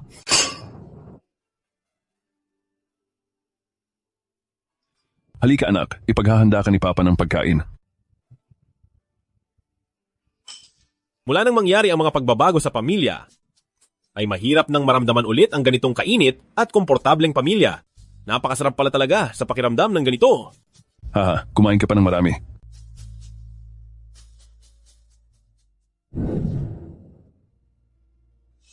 Habang tinititigan ko siya, lalo siyang nagmumukhang nakababatang kapatid ko. Pero posible nga kaya ang ganitong pagkakataon?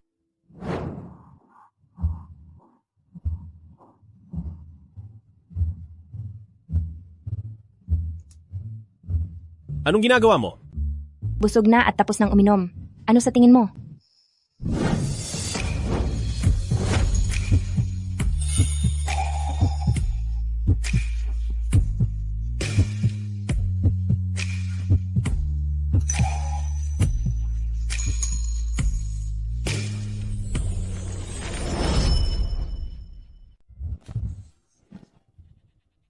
Anong ginagawa mo?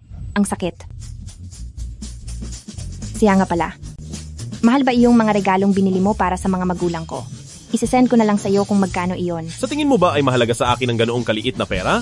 Bakit ba galit na galit ka? Saka, bakit hindi ka pa rin masaya kahit babayaran naman kita? Hay, ang gulo mo talaga.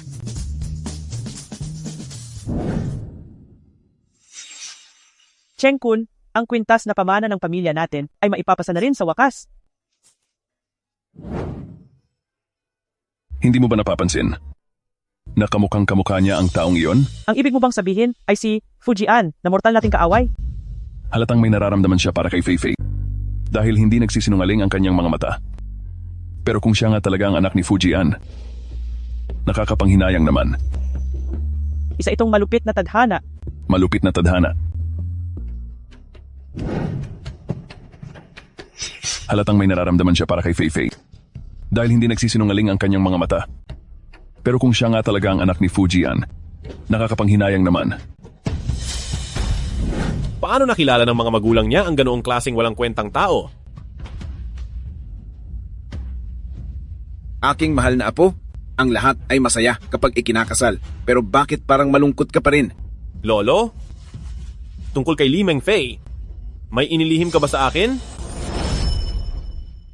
Ang batang iyon na may apelidong Shen ay napaka-impluensyado. Hindi mo ba siya pinahanap para sa iyo? Nagpahanap na ako. Pero, pakiramdam ko ay may mali.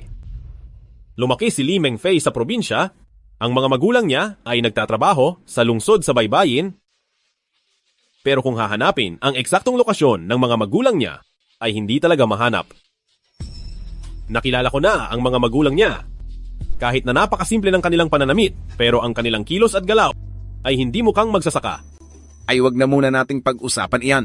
Sabihin mo sa akin ang tungkol sa pagsasama niyo ng manugang ko.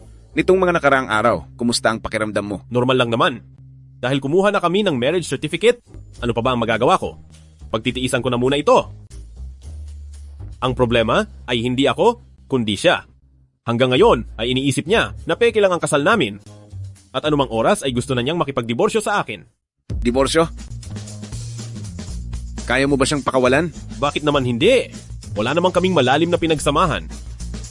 Kung hindi lang dahil natatakot akong magalit ka, makipagdiborsyo na ako sa kanya bukas na bukas din. O sige, bukas na bukas din ay makipaghiwalay ka na. Hindi ka pipilitin ni Lolo.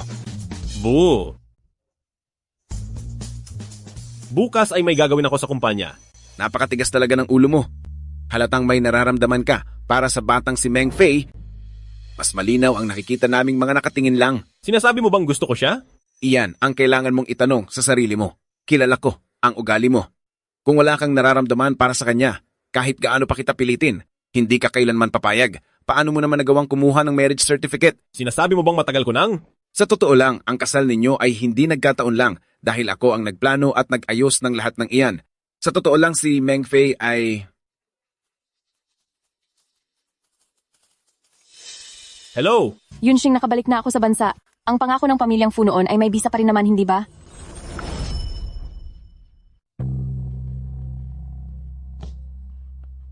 Siya ba ang panganay na binibini mula sa pamilyang He? Kapag naayos mo na ang mga bagay sa panganay na binibini ng pamilyang He, tsaka na lang kakausapin ni Lolo ang tungkol kay Li Mengfei.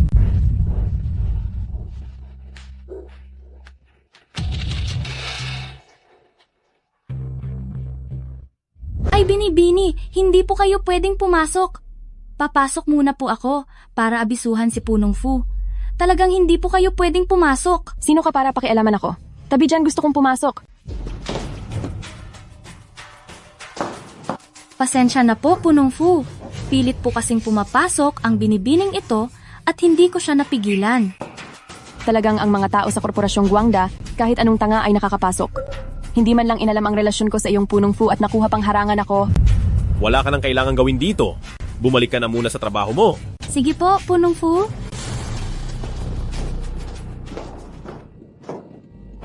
Panganay na binibining He, hindi ba't masyado ka namang nakikialam? Kailan pa naging trabaho mong punahin ang mga empleyado ko sa Korporasyong Guangda? Sige. Wala na akong pakialam sa mga taong ito mula sa mababang antas ng lipunan. Hindi naman sila mahalaga at hindi dapat pag-aksayahan ng oras. Pero ang mga bagay sa pagitan nating dalawa, dapat lang napakialaman ko na iyon, di ba? Huwag ka nang magsalita ng kung ano-ano at sabihin mo na ang sadya mo. Huwag ka namang maging masyadong formal. Tutal ay mahigit 20 taon na tayong magkakilala, maituturing na rin tayong magkababata. Pinapalungkot mo naman ako sa inaakto mo. 5 taon kang nasa ibang bansa. Normal lang na maging formal ako sa iyo. Matagal na tayong hindi magkatulad. Kung bakit ako bumalik, dapat ay alam mo na, di ba? Nandito ako para pakasalan ka. Kasal? Mahigit 10 taon na ang nakakaraan. Nakulong ang tatay mo dahil sa frame-up at ang pamilya Fu ay biglang nabangkarote sa loob lang ng isang gabi. Tatay ko ang nagbigay sa iyo ng perang panligtas buhay. Noong oras na iyon ay napagkasunduan ang pagpapakasal ng ating dalawang pamilya.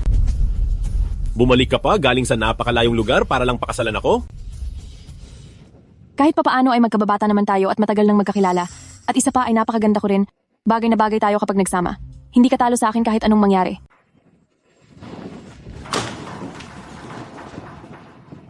Pero may asawa na ako. Maayos at matatag ang relasyon namin ng asawa ko. Wala akong balak makipaghiwalay sa ngayon. Fu Yunsheng, ang lakas ng loob mong sumira sa usapan, hindi mo tinutupad ang pangako mo. Panganay na binibining He. May kapal ka pa ng mukha na sabihin niyan? Gumastos ka ng 10-10 milyong piso para sa pag-aaral mo sa ibang bansa. Ang tatay mong matandang sugarol ay may utang na 800 milyong piso sa labas at ako ang lahat ang nagbayad noon. Sasabihin mong sumira ako sa usapan. Nakakatawa ka. Kung ganoon, hindi na tayo magpapakasal. Sana ay magtagal kayo habang buhay. Pero dapat mo akong bigyan ng kompensasyon. Nabalitaan ko na kailangan nyo ng direktor sa sales department. Paano kung ako ang kumuha ng posisyong iyon? Hindi naman siguro sobra ang hiling kong ito, di ba? Noong nasa kolehiyo pa si Li Mengfei, ay araw-araw siyang nagtatrabaho habang nag-aaral at kung saan-saan pumapasok para lang may panggastos. Paano siya posibleng makapag-asawa sa isang gaya ni Punong Fu? Fu Yunsheng, mas pipiliin mo pang pakasalan ng isang prom di kaysa sa akin? Magkakaalaman din tayo.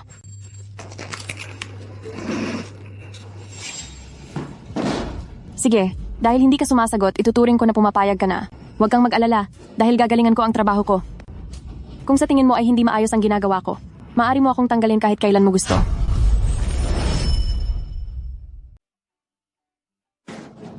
Magandang umaga po, leader. Hindi nyo naman kailangang maging masyadong magarbo. Maging natural lang kayo. Magpatuloy na kayo sa trabaho nyo. Huwag nyo na akong intindihin. Magandang umaga po, leader. Manong Chuan, hindi ba dapat ay nakikipag-usap ka sa mga kliyente ngayon? Nag-overtime talaga ako kagabi para matapos ang negosyong iyon, para makita-kita agad pagpasok ko ngayong umaga. Hi. Bakit ba ang formal mo pa rin sa akin? Sa susunod, huwag mo na akong tawaging Manong Chuan ng Manong Chuan, mukha tuloy akong matanda. Maari mo akong tawaging Xiao Chuan o kaya Chuan, kahit alin dyan? Manong Chuan, mayroon akong isang bagay na gustong ipagtapat sa iyo. Alam ko na. Tungkol sa ex-boyfriend mo, ayos lang iyon dahil alam ko na ang lahat. Hindi. Ito ay...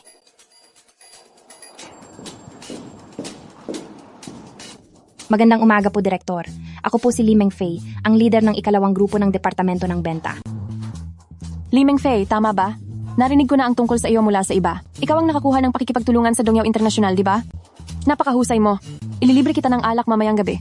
Salamat po sa inyong kabutihan, Direktor. Ngunit, bilang isang empleyado ng Korporasyong Guangda, ginawa ko lang po ang dapat kong gawin. Masyado na po kayong nag-aabala para ilibre pa ako. Kung pasasalamat lang ito mula sa akin, o sige, ayos lang kung tatanggi ka. Pero hindi lang sarili ko ang kinakatawan ko. Kinakatawan ko rin ang presidente ng Korporasyong Guangda. Bilang mapapangasawa ni Fu Yunxing, pumunta ako sa ibang bansa para mag-aral nitong mga nakaraang taon. Ngunit ngayon ay nagbalik na ako. Mayroon akong responsibilidad at tungkulin na magpakita ng pagkalinga sa mga empleyado ng Korporasyong Guangda. Ang presidente ng Korporasyong Guangda, si Fu Yunxing? Siya. Siya ang iyong mapapangasawa. May problema ba roon?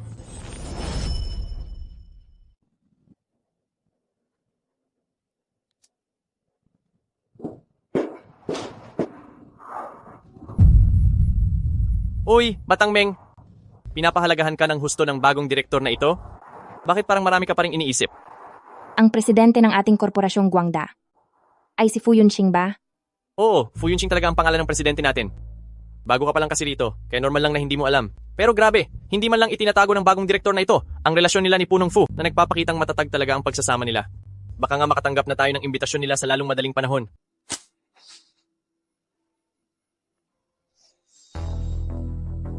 May masamang balak ang panganay na binibining hina iyon. Noong naghirap ang pamilya nyo, Punong Fu, bigla siyang umalis para mag-aral sa ibang bansa. Ngayong malakas at matatag na ang Korporasyong Guangda, bigla naman siyang bumalik. Siguradong nandito siya para ituloy ang kasunduan sa kasal. Tungkol sa kasunduan sa kasal, sinabi ko nang may asawa na ako para tanggihan iyon. Pero nakuha niya ang posisyon bilang direktor ng benta. Posible kayang alam na niya ang relasyon niyo ni Li Mengfei? Mukhang hindi pa. Mukha talaga siyang nagulat. Hindi mukhang nagpapanggap lang siya.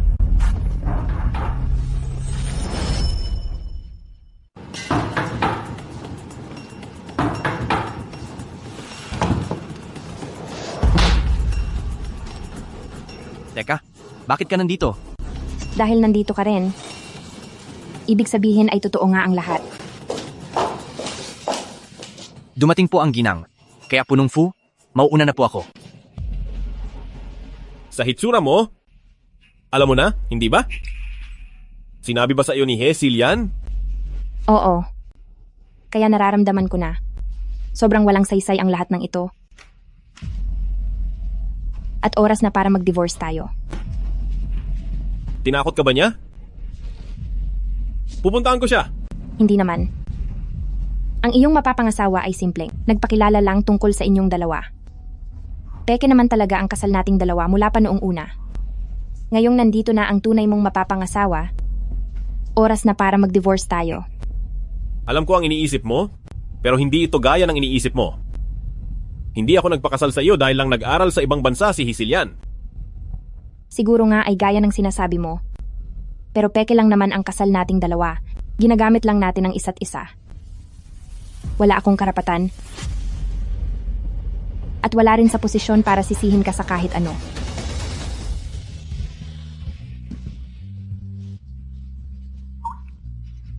Sige. Dahil buo na ang loob mo, mag-divorce na tayo.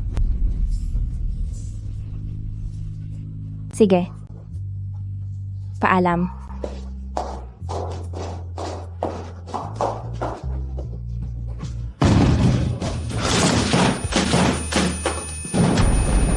Kung divorce, di mag-divorce. Pero bakit galit na galit ako?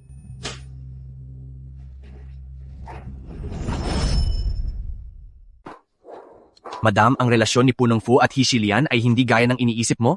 Hindi pa sila nagkakausap kailanman noon. At talagang hindi siya gusto ni Punong Fu. Ano naman ngayon? Sobrang laki ng agwat sa pagitan namin. Siya ang presidente ng Korporasyong Guangda, habang isa lamang akong simpleng empleyado. Simple lang din ang mga magulang ko. May malaking harang sa pagitan nating dalawa. Ang harang na ito ay hindi kayang lampasan ng isang marriage certificate lang. Pero kapag nakatagpo ka ng taong gusto mo, dapat mo itong ipaglaban. Paano mo malalaman kung hindi mo ito susubukan? Bukod doon, ang pag-ibig ay hindi nasusukat ng material na bagay. Pag-ibig?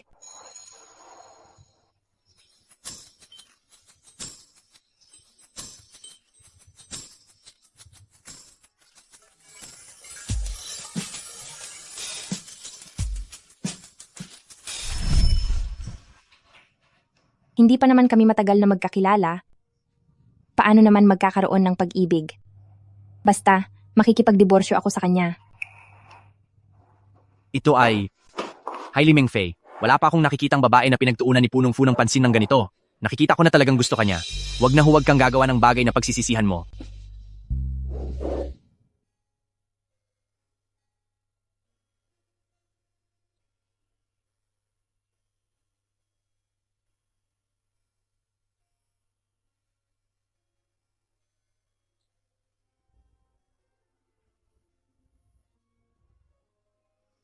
Hahaha. Tingnan mo, hindi lang guwapo ang manugang natin. Napakamaalalahanin pa niya. Fei, kailangan mong baguhin ang ugali mong pagiging makalimutin. Matuto ka pa. Maging mas maingat ka, ha? Ay naku, malaki na ang bata. Kasal na siya. May nag-aalaga na sa kanya. Kaya huwag ka nang masyadong makialam. Hahaha. Opo. Narinig mo ba? Sabi ni Mama? Ako na ang magbabantay sa iyo mula ngayon. Peke ang lahat. Peke ang kasal? Pati ba ang nararamdaman ay peke rin? Batang Meng. Batang Meng. Batang Meng. Anong problema? Masyado ba kitang nagagambala kamakailan? Naiinis ka na ba sa akin? Manong Chuan, hindi dahil doon. Simula nang dumating si Director He kanina. Parang ang lungkot mo at wala ka sa sarili. Anong nangyayari? Sabihin mo sa akin. Manong Chuan, sa totoo lang gusto ko sanang sabihin na hindi ako pwedeng maging girlfriend mo. Bakit naman? Sabihin mo sa akin kung may mali ba akong nagawa. Handa akong magbago para sa iyo. Paano kung sabihin kong gusto ko si Fu Yunxing? Ay hindi pwede. Hindi ko pwedeng sabihin iyon. Manong Chuan, hindi pa talaga ako nakaka-move on mula sa huli kong relasyon. Tinakot mo naman ako. Akala ko pa naman ay may nagugustuhan ka ng iba. Basta wala ibig sabihin lang na may pag-asa pa ako. Ayos lang maghihintay ako sa iyo. Manong Chuan, ano kasi ako? Nabalitaan ko nga pala na may bagong bukas na Mahuhuaguan sa kalapit na mall. Sobrang kakyutan ng mga pusa doon. May isa pang ang pusang ligaw na marunong mag-backflip. Punta tayo roon kapag may oras ka dahil hindi ba paborito mo ang mga pusa? Sige. Nasaktan lang si Meng Fei sa pag-ibig. Kapag naging mas maingat at malambing pa ako sa kanya. Tiyak na mapapansin din ako ni Meng Fei.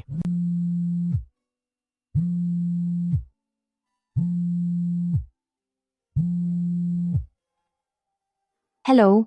Meng Fei, ako si Director He at sinabi ko na ililibre kita ng alak kaya dapat kang pumunta. Director He, may iba pa po akong. Isisend ko na lang ang address sa iyo at iyon na iyon. Ay naku naman. Mukhang hindi mareresolba ang problema sa pagtakas lang. Kailangan ko itong harapin sa lalong madaling panahon. Sige pero tawagan mo lang ako kung may kailangan ka dahil laging nandito si Manong Chuan. Sige.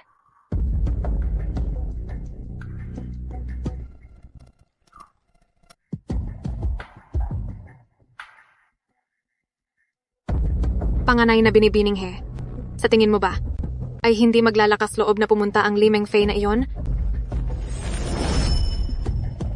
Panganay na binibining He. Sa tingin mo ba ay hindi mangangahas na pumunta si Limeng Fei? Mangangahas ba siyang hindi pumunta? Inimbitahan siya ni Binibining He na uminom ngayong araw. Kapag hindi siya sumipot, ay talagang naghahanap lang siya ng gulo. Isa lang naman siyang hamak na group leader. Iniimbitahan mo siyang uminom? Dapat pa nga siyang magpasalamat ng lubos.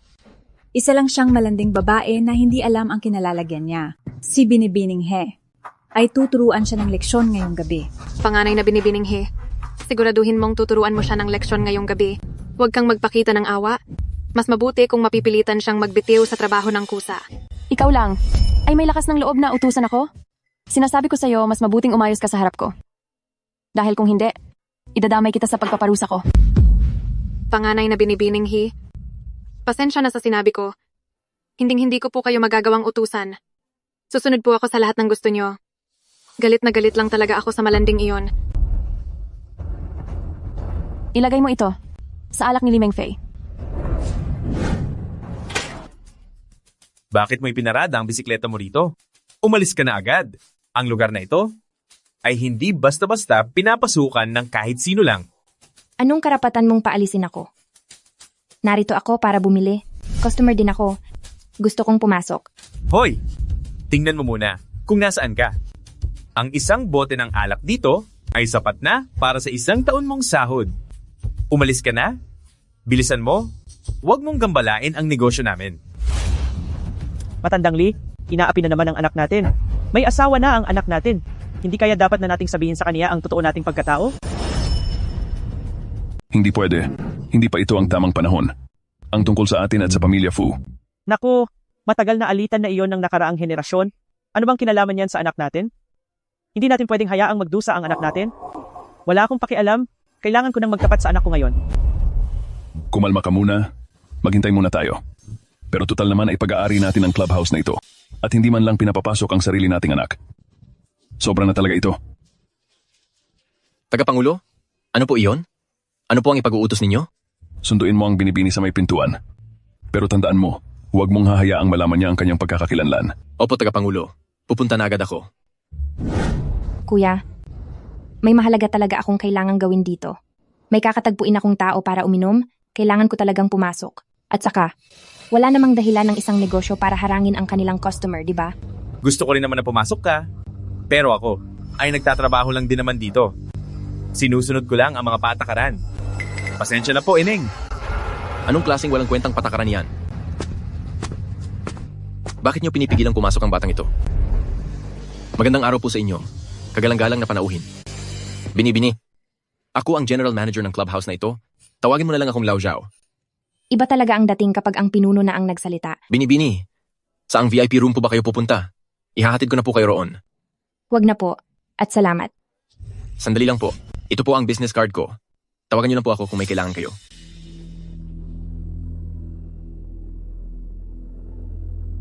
Ipacheck mo sa akin kung saang VIP room pumasok ang batang iyon kanina. Magpadala ka ng 2 pinakamahal na alak doon sa pangalan ko. Mingfei, halika rito at maupo ka. Halika na.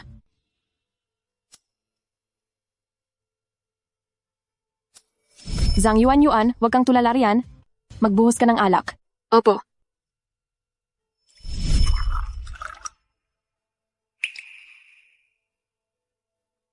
Mingfei, magpakasaya ka lang. Lahat ng narito ngayon ay mga malalapit kong kaibigan. Ming Fei, nabalitaan ko na nakuha mo ang malaking kontrata sa Dongyao International. Ang galing mo talaga. Aba, nandito tayo para magsaya. Bakit trabaho pa rin ang pinag-uusapan? Nakakasira naman ng mood. At saka kayong lahat ngayong gabi, walang pwedeng magpainom ng sobra kay Mingfei. Panauhin ko si Mingfei ngayong araw. Panganay na binibining he, bukod sa napakaganda mo na, mabait pa ang iyong kalooban. Mas bagay talaga kayo ng lalaking si Fu Yunxing. Oy, si Lian? Nabalitaan ko na bumalik ka sa bansa para magpakasal sa pamilyang Fu? Kailan mo naman kami iimbitahan sa kasal nyo ni Fu Yunxing? Ang mga lalaki, prioridad nila ang kanilang karera. Plano ko munang tulungan si Fu Yunxing sa mga gawain sa kumpanya. Tungkol naman sa pagpapakasal, isa lamang itong seremonya. Hindi naman kailangang magmadali. Napakagaling mo na. Napakaganda mo pa. Kayong dalawa ay talagang itinadhana para sa isa't isa. Isang perpektong pares. Tama nga na ang katayuan sa buhay at ang pagiging magkapantay ay napakahalaga talaga. Ang agwat na ito ay isang bagay na hinding-hindi ko malalampasan. Mula pa sa sandali ng aking pagkasilang, ay itinakda na wala kaming tadhana ni Fu Yunxing. Mingfei, ano ba ang pinagkakakitaan ng pamilya nyo? Ang mga magulang ko. Aba, sabi ko bakit ba ang dami mong sinasabi? Nagsasagawa ka ba ng census? Halika Mingfei, mag-shot tayo.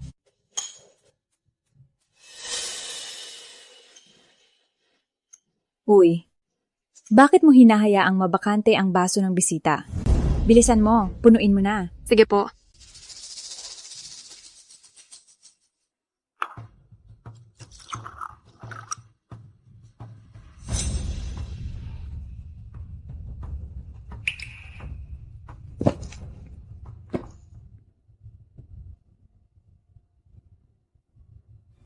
Anong nangyayari? Bakit parang umiikot ang paningin ko? May kakaiba sa alak na ito.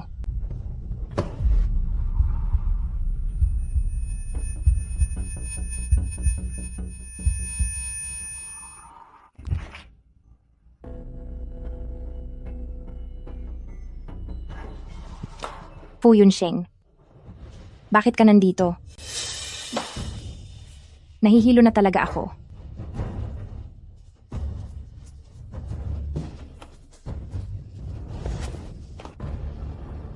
Ibinibigay ko na sa inyo ang VIP room. Kayo na ang bahala sa mga susunod na gagawin.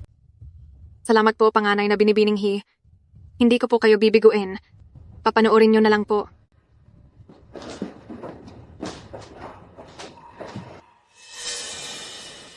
Yuan, bagamat si Li Mengfei ay, pero kailangan ba talagang dito gawin ito? Nandito na tayo sa puntong ito. Bakit ka pa umaatras gayong lalaki ka? Kapag hindi natin ito nagawa ng maayos, sa tingin mo ba ang isang malupit na tao gaya ni panganay na binibining He ay palalagpasin tayo? Kailangan nating kumapit ng maigi kay panganay na binibining He ngayon. Hay, huwag ka nang makupad.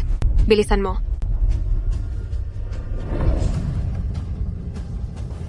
Bitawan mo ako.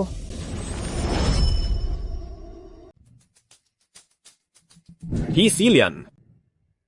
Nasaan si Li Mengfei? Oh, ang tinutukoy mo ba ay siya? Mukhang ayaw kanya makita ngayon. Nandoon sa loob ang boyfriend niya. Yunxing, sa tingin ko hindi mo gugustuhin makita ang nangyayari sa loob. Silian. Kapag may mangyari sa kanyang masama, humanda ka sa akin. Fu Yunxing, kung gusto mo lang makipaglaro, may intindihan ko pa iyon. Pero, pera mo lang naman ang habol niya. Sa tingin mo ba talaga ay gusto ka niya? Huwag kang masyadong umasta na parang asawa ka. Nagiging bastos ka na kapag sobra na. Wala kang karapatang banggitin ang pangalan niya. Alam mo kung anong klaseng tao ka. Alam mo iyan sa sarili mo. Ayaw kong may mamatay ngayong araw. Tumabi ka? Yunxing, magkakaibigan naman tayong lahat. Bakit kailangang mag-away? Tumahimik ka. Wala kang karapatang magsalita rito. Uulitin ko sa huling pagkakataon. Tumabi ka. Fu Yunxing, bilang kaibigan pinapayuhan kita. Mas mabuting huwag ka nang pumasok. Hindi maganda ang makikita mo sa loob. Ano ba talagang ginawa mo sa kanya? Tinulungan ko lang naman silang dalawa. Uminom siya ng marami at paulit-ulit niyang tinatawag ang pangalan ng boyfriend niya, kaya dinala ko siya sa kanya. Siguro nag-e-enjoy na siya kasama ang boyfriend niya ngayon. Tumahimik ka. Naniniwala ako kay Mengfei.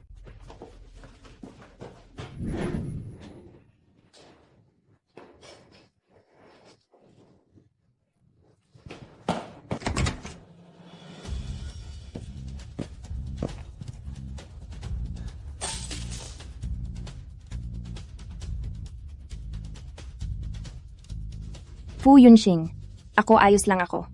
Mengfei? Mengfei? Huwag mo akong takutin, Mengfei.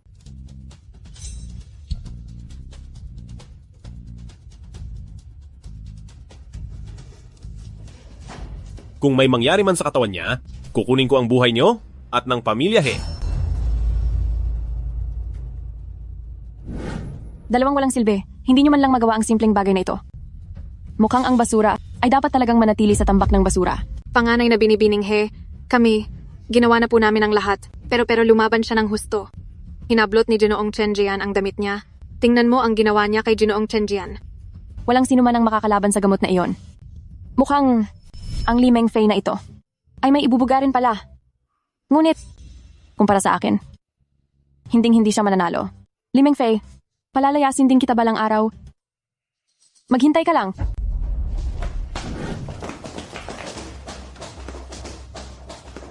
Dahil sa ginagawa niyo sa amin, kilala niyo ba kung sino si panganay na binibining He?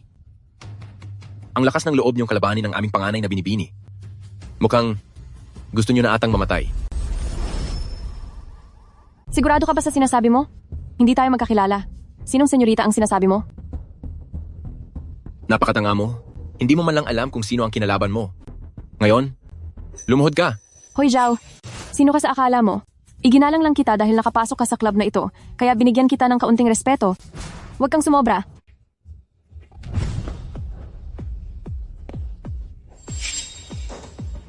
Kapal naman ng mukha mong sabihin yan. Ha? Pakitang tao na lang ang pamilyahin nyo. Kung hindi alam ng iba, akala mo ba hindi ko alam ang totoong kalagayan nyo? Halika rito. May utang kayo sa amo ko na 400 milyong piso. Ngayon, magbayad ka. Kung hindi, huwag mong asahang makakalabas ka sa pintong ito. Sinong nagdadala ng 400 milyong piso kahit saan? Saan naman ako kukuha ng ganoong kalaking pera? Wala kang pera, ganun ba?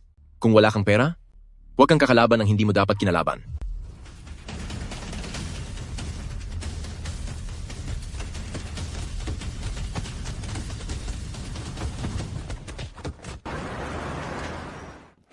Bilisan nyo!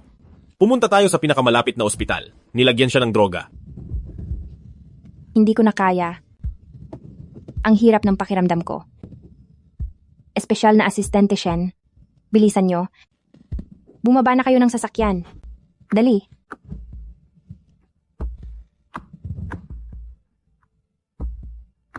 Espesyal na asistente, Shen. Bumaba ka. Punong Fu, hindi yata ito tama? O baka, humanap ako ng hotel para sa inyo. May problema sa gamot na kinuha niya. Natatakot ako na hindi ito kayanin ni Meng Fei. Bumaba ka na ng kotse, bilis. Opo.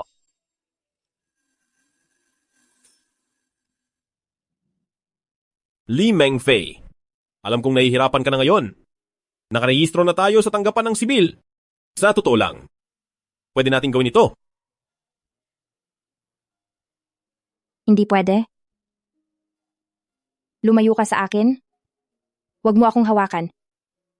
Fu Yunsheng. Tayong dalawa ay nagpakasal lang naman ng peke. Isa kang mataas na presidente. Samantalang ako ay isa lamang simpleng empleyado. Sa pagitan nating dalawa ay mayroong napakalaking harang na hindi mabubura. Fu Yunsheng. Magdidiborsyo na tayong dalawa bukas. Umalis ka na. Li Meng Fei. Gusto kita. Gusto na kita mula pa noong unang beses kitang makita. Wala akong pakialam sa katayuan sa buhay. Ang gusto ko ay kung sino ka at ikaw lang ang pinakasalan ko. Wala na akong ibang pakialam. Sabi mo, gusto mo ako? Pero ako,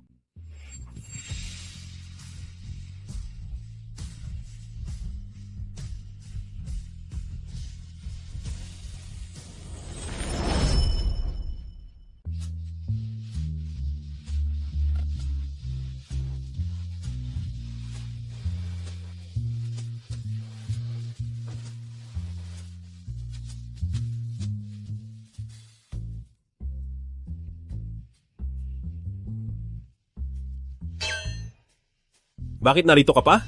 Hindi ka pa ba uuwi? Hehehe, ako nga talaga ang kawawang biktima rito.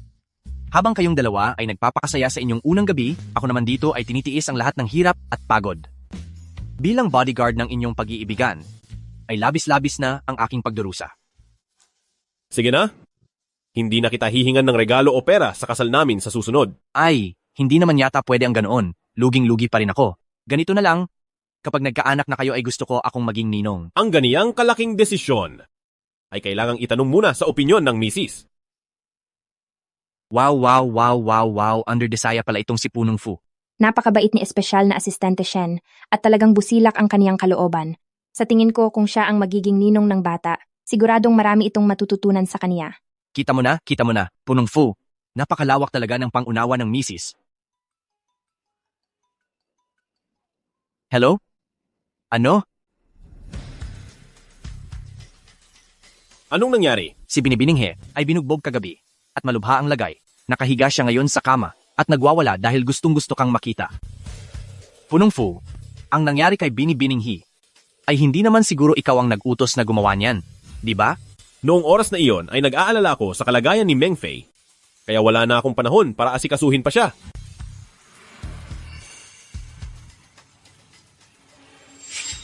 Lalo namang hindi ako. Isang maliit na empleyado lang ako. Paano ko naman magagawang apihin ang isang mayamang binibini? Pero, kahit sino pa mang makapangyarihang tao ang nagturo ng leksyon kay Hisi Lian, gusto ko siyang pasalamatan ng lubos. Ang ganiyang klaseng masamang tao ay dapat lang na maturuan ng leksyon. Nakapagtataka talaga. Saan kayang panig ng galing ang lakas? Na maglakas loob na banggain ang salot na si Hei Shilian? Punong Fu, gusto kanyang makita. Natatakot ako na baka gumawa na naman siya ng kalokohan. Sa mga mapagpanggap na gaya niya, dapat tayong maging maingat. Sige, puntahan natin. Suwerte man o malas, wala rin naman tayong magagawa. Sasama ako sa iyo. Kung ipipilit ni Hei Shilian na magdiborsyo tayo, hindi ka naman papayag, di ba? Ngayon ay asawa na kita, kahit pa umulan ng mga balaraw mula sa langit. Hinding-hindi kita susukuan. Ang mga kamay na ito ay hahawakan ko hanggang sa dulo ng walang hanggan. Yan ang gusto kong marinig. Kanina pa ako nagugutom buong gabi. Pero nabusog na ako sa panonood ng paglalambingan ninyong dalawa.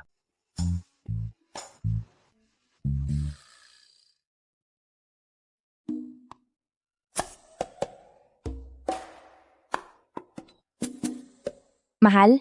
Sino ito? Ay, hindi ba ito ang makapangyarihang panganay na Binibininghi? Bakit nagkaganyan ang itsura mo? Binibininghi? Napakakaiba naman ang itsura mo ngayon. Huwag kayong tumawa. Panganay na Binibininghe. Sino ang bumugbog sa iyo ng ganyan? Ang galing naman ng pagkakagawa sa iyo. Li Mengfei, ikaw? Direktor He, hindi ituturing na injury sa trabaho ang sugat na nakuha mo sa iyong personal na oras. Hindi magbibigay ng anumang kompensasyon ang aming korporasyong Guangda. At saka, sa tingin ko ay hindi ka rin agad gagaling. Kaya naman ang posisyon mo bilang direktor ng benta ay wala akong choice, kundi palitan ka muna ng ibang tao. Magpahinga ka na lang muna para gumaling ang mga sugat mo. Pareho kayong nagkukunwari. Kapag gumaling na ako, humanda kayong lahat sa akin. At ikaw, Fu Yunxing, huwag mong kakalimutan na may utang na loob ka pa sa akin. Bilisan mo at padalhan mo ako ng 370 milyong piso. Pagkatapos ay ihanap mo ako ng pinakamagandang ospital sa ibang bansa at kumuha ka ng mag-aalaga sa akin ng 24 oras. Binibining He? Sa tingin mo ba ay pinupulot ko lang ang pera ko? At saka, bakit naman ako susunod sa iyo? Kayo po ba ang pamilya ng pasyente? 1,500,060 piso ang naging gasto sa operasyon ng pasyente kagabi. Ang ospital namin ang pansamantalang nagbayad nito dahil sa makataong aspeto. Maaari nyo na pong bayaran ang gastusin ngayong araw. Hindi nga ba Binibining He? Hindi mo man lang mailabas ang ganitong kaliit na halaga? Ate Nars, hindi po kami ang pamilya niya. Naligaw lang po kami ng silid kanina. Hanapin niyo na lang po ang tunay niyang pamilya. Pero nakipag-ugnayan na kami sa pamilya niya kagabi. Sabi ng pamilya niya ay wala silang anak na ganoon at pabayaan na lang daw siya sa sarili niyang kapalaran. Umalis kayo. Hindi iyan sasabihin ng mga magulang ko tungkol sa akin. Mamamatay ka ba kung ititiko mo ang bibig mo? Ikaw ang mamamatay. Kung ang sugat mo ay hindi agad magagamot, lalabas ang dugo at nana, at sa huli ay mabubulok ang buong katawan mo hanggang sa mamatay ka. Fu Yunxing, nagmamakaawa ako sa iyo. Iligtas mo ako. Tulungan mo akong bayaran muna ang mga bayarin sa ospital. Una sa lahat, hindi kami ang mga magulang mo. Pangalawa, mayroon akong mga prinsipyo sa buhay. Hindi ako tumutulong sa mga masasamang tao. Kaunti lang ba ang dugong nasa mga kamay mo? Huwag mong kalilimutan, ang pamilya ninyo ay may malaking utang na loob pa sa pamilya namin. Babayaran ko ang utang na loob na iyan sa mga magulang mo. Tungkol naman sa iyo?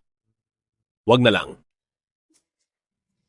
Fu Yunxing, Li Mengfei, humanda kayo sa akin. Kahit maging multo ako ay hindi ko kayo titigilan.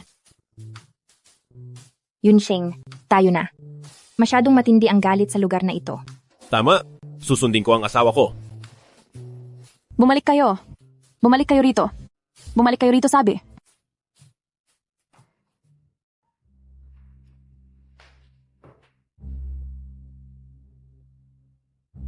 Magandang araw po, matandang Ginoong Fu.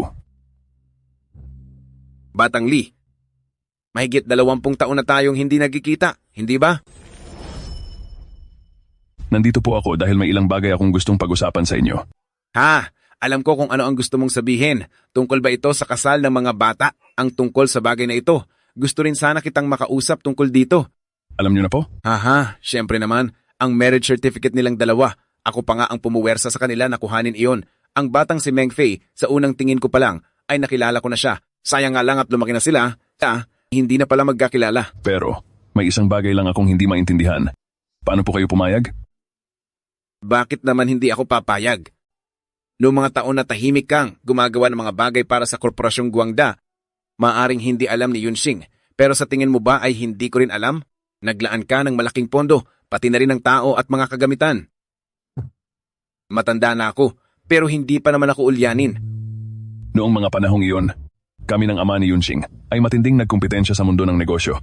Pagkatapos ay nabilanggo ang ama ni Yunxing, kaya naman hindi naranasan ni Yunxing ang pagmamahal ng isang ama mula pagkabata.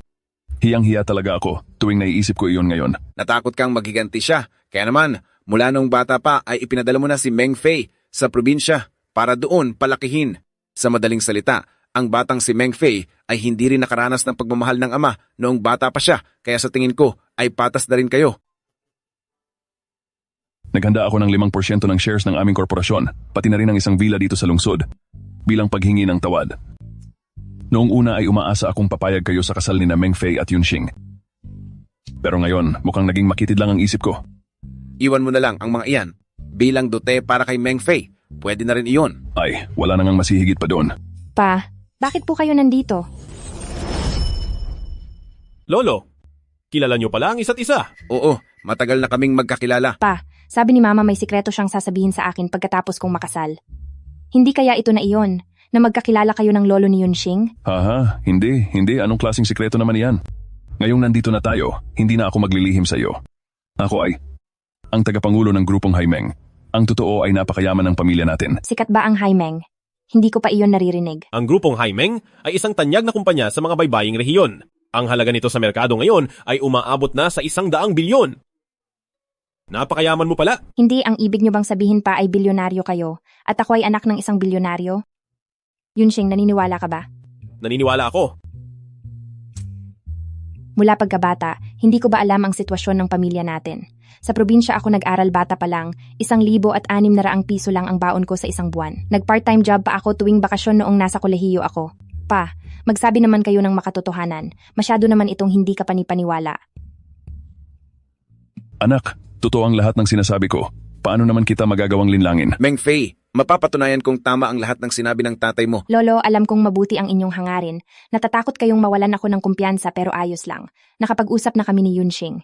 Kahit na leader lang ako ng grupo ngayon, sisiguraduhin kong magsisikap ako pang makasabay sa pag-unlad ni Yunxing. Nakatanggap ang Zifubao ng 800 milyong piso.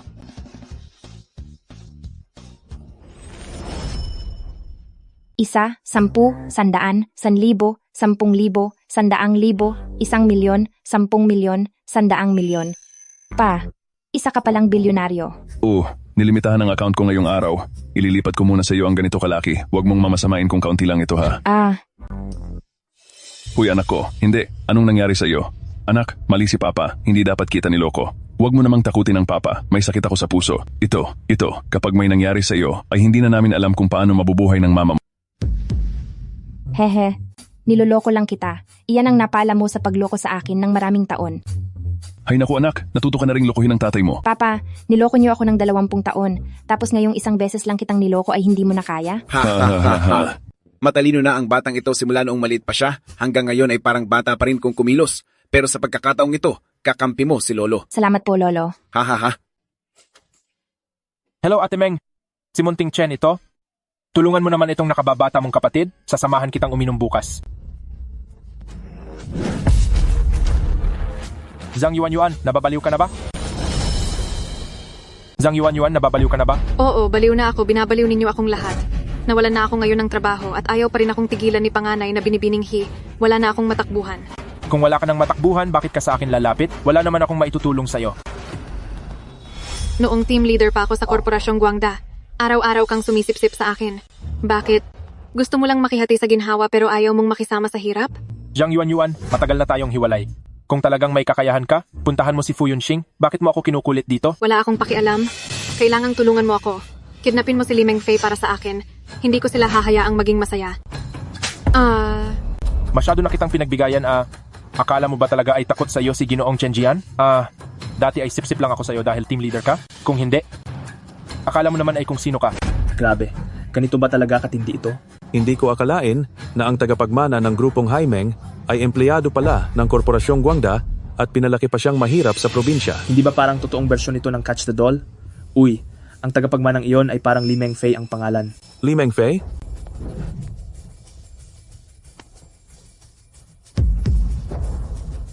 Li Meng Fei? Ha. Ang girlfriend ko ay isang bilyonarya. Alam niyo ba yon? Isang bilyonarya? Pupuntahan ko ang girlfriend ko. Yayaman na ako. Ha. Yayaman na ako. Hoy, nasira na ba ang tuktok mo dahil sa gulat?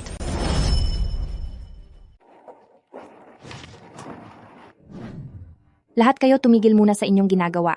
Hihingi lang ako ng kaunting oras ninyo. Mayroon akong gustong i-anunsyo. Ikakasal na ako. Sana ay makapunta kayong lahat sa araw na iyon. Ang talino at ang sipag talaga ng aming team leader. Sino kayang guwapong lalaki ang ganito kasuwerte sa iyo? Buksan mo kaya para malaman mo, hindi ba? Diyos ko, si Fu Yunqing na punong Fu pala ito. Team leader, ang galing mo talaga.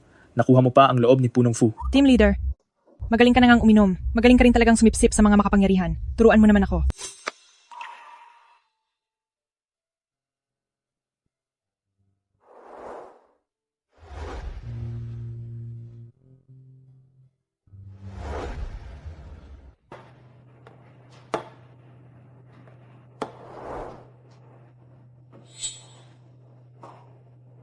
Batang Meng, Manong Chuan. Patawad. bakit ka naman humihingi ng paumanhin? Masaya ako na nahanap mo na ang iyong kaligayahan. Masaya rin si Kuya para sa iyo. Iyon nga lang, hindi galing sa akin ang kaligayahang iyan. Manong Chuan, kailanman ay mananatili kang isang mabait na kuya sa puso ko. Ikaw ang sumasama sa akin para makipag-usap sa kliyente at palaging sumusuporta sa akin. Batang Meng, noong huli akong nagtapat sa iyo ng aking nararamdaman, mayroon ka na bang kasintahan noon? Sa totoo lang, noong panahong iyon ay kasal na ako. Talo na pala ako simula pa noong una. Ngunit ayos lang iyon, hindi ako mawawalan ng pag-asa. Naniniwala ko na. Mahahanap ko rin ang sarili kong kaligayahan. Pero sa ngayon, talagang ituturing na lang kitang kapatid. Pero kung kailangan mo ng tulong, nandito lang ako, tutulungan ka ni Kuya. Manong Chuan, salamat sa iyo.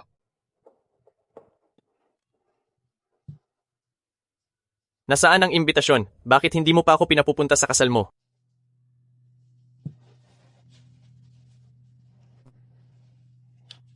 Sana ay maging maligaya ka. May pinili akong ilang wedding gown para kay Meng Fei. Patingin naman. Ano sa tingin mo kung isuot niya ito?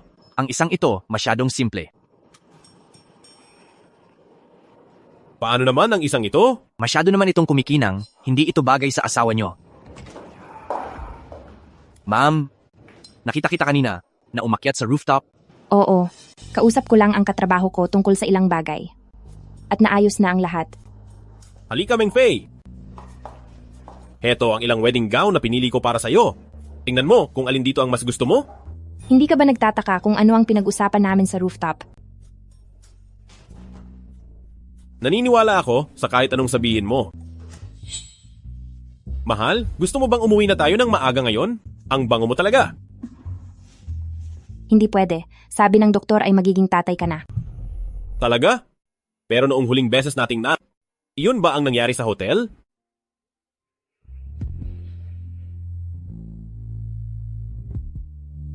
Hoy, dahan-dahan ka lang. Magiging tatay na ako.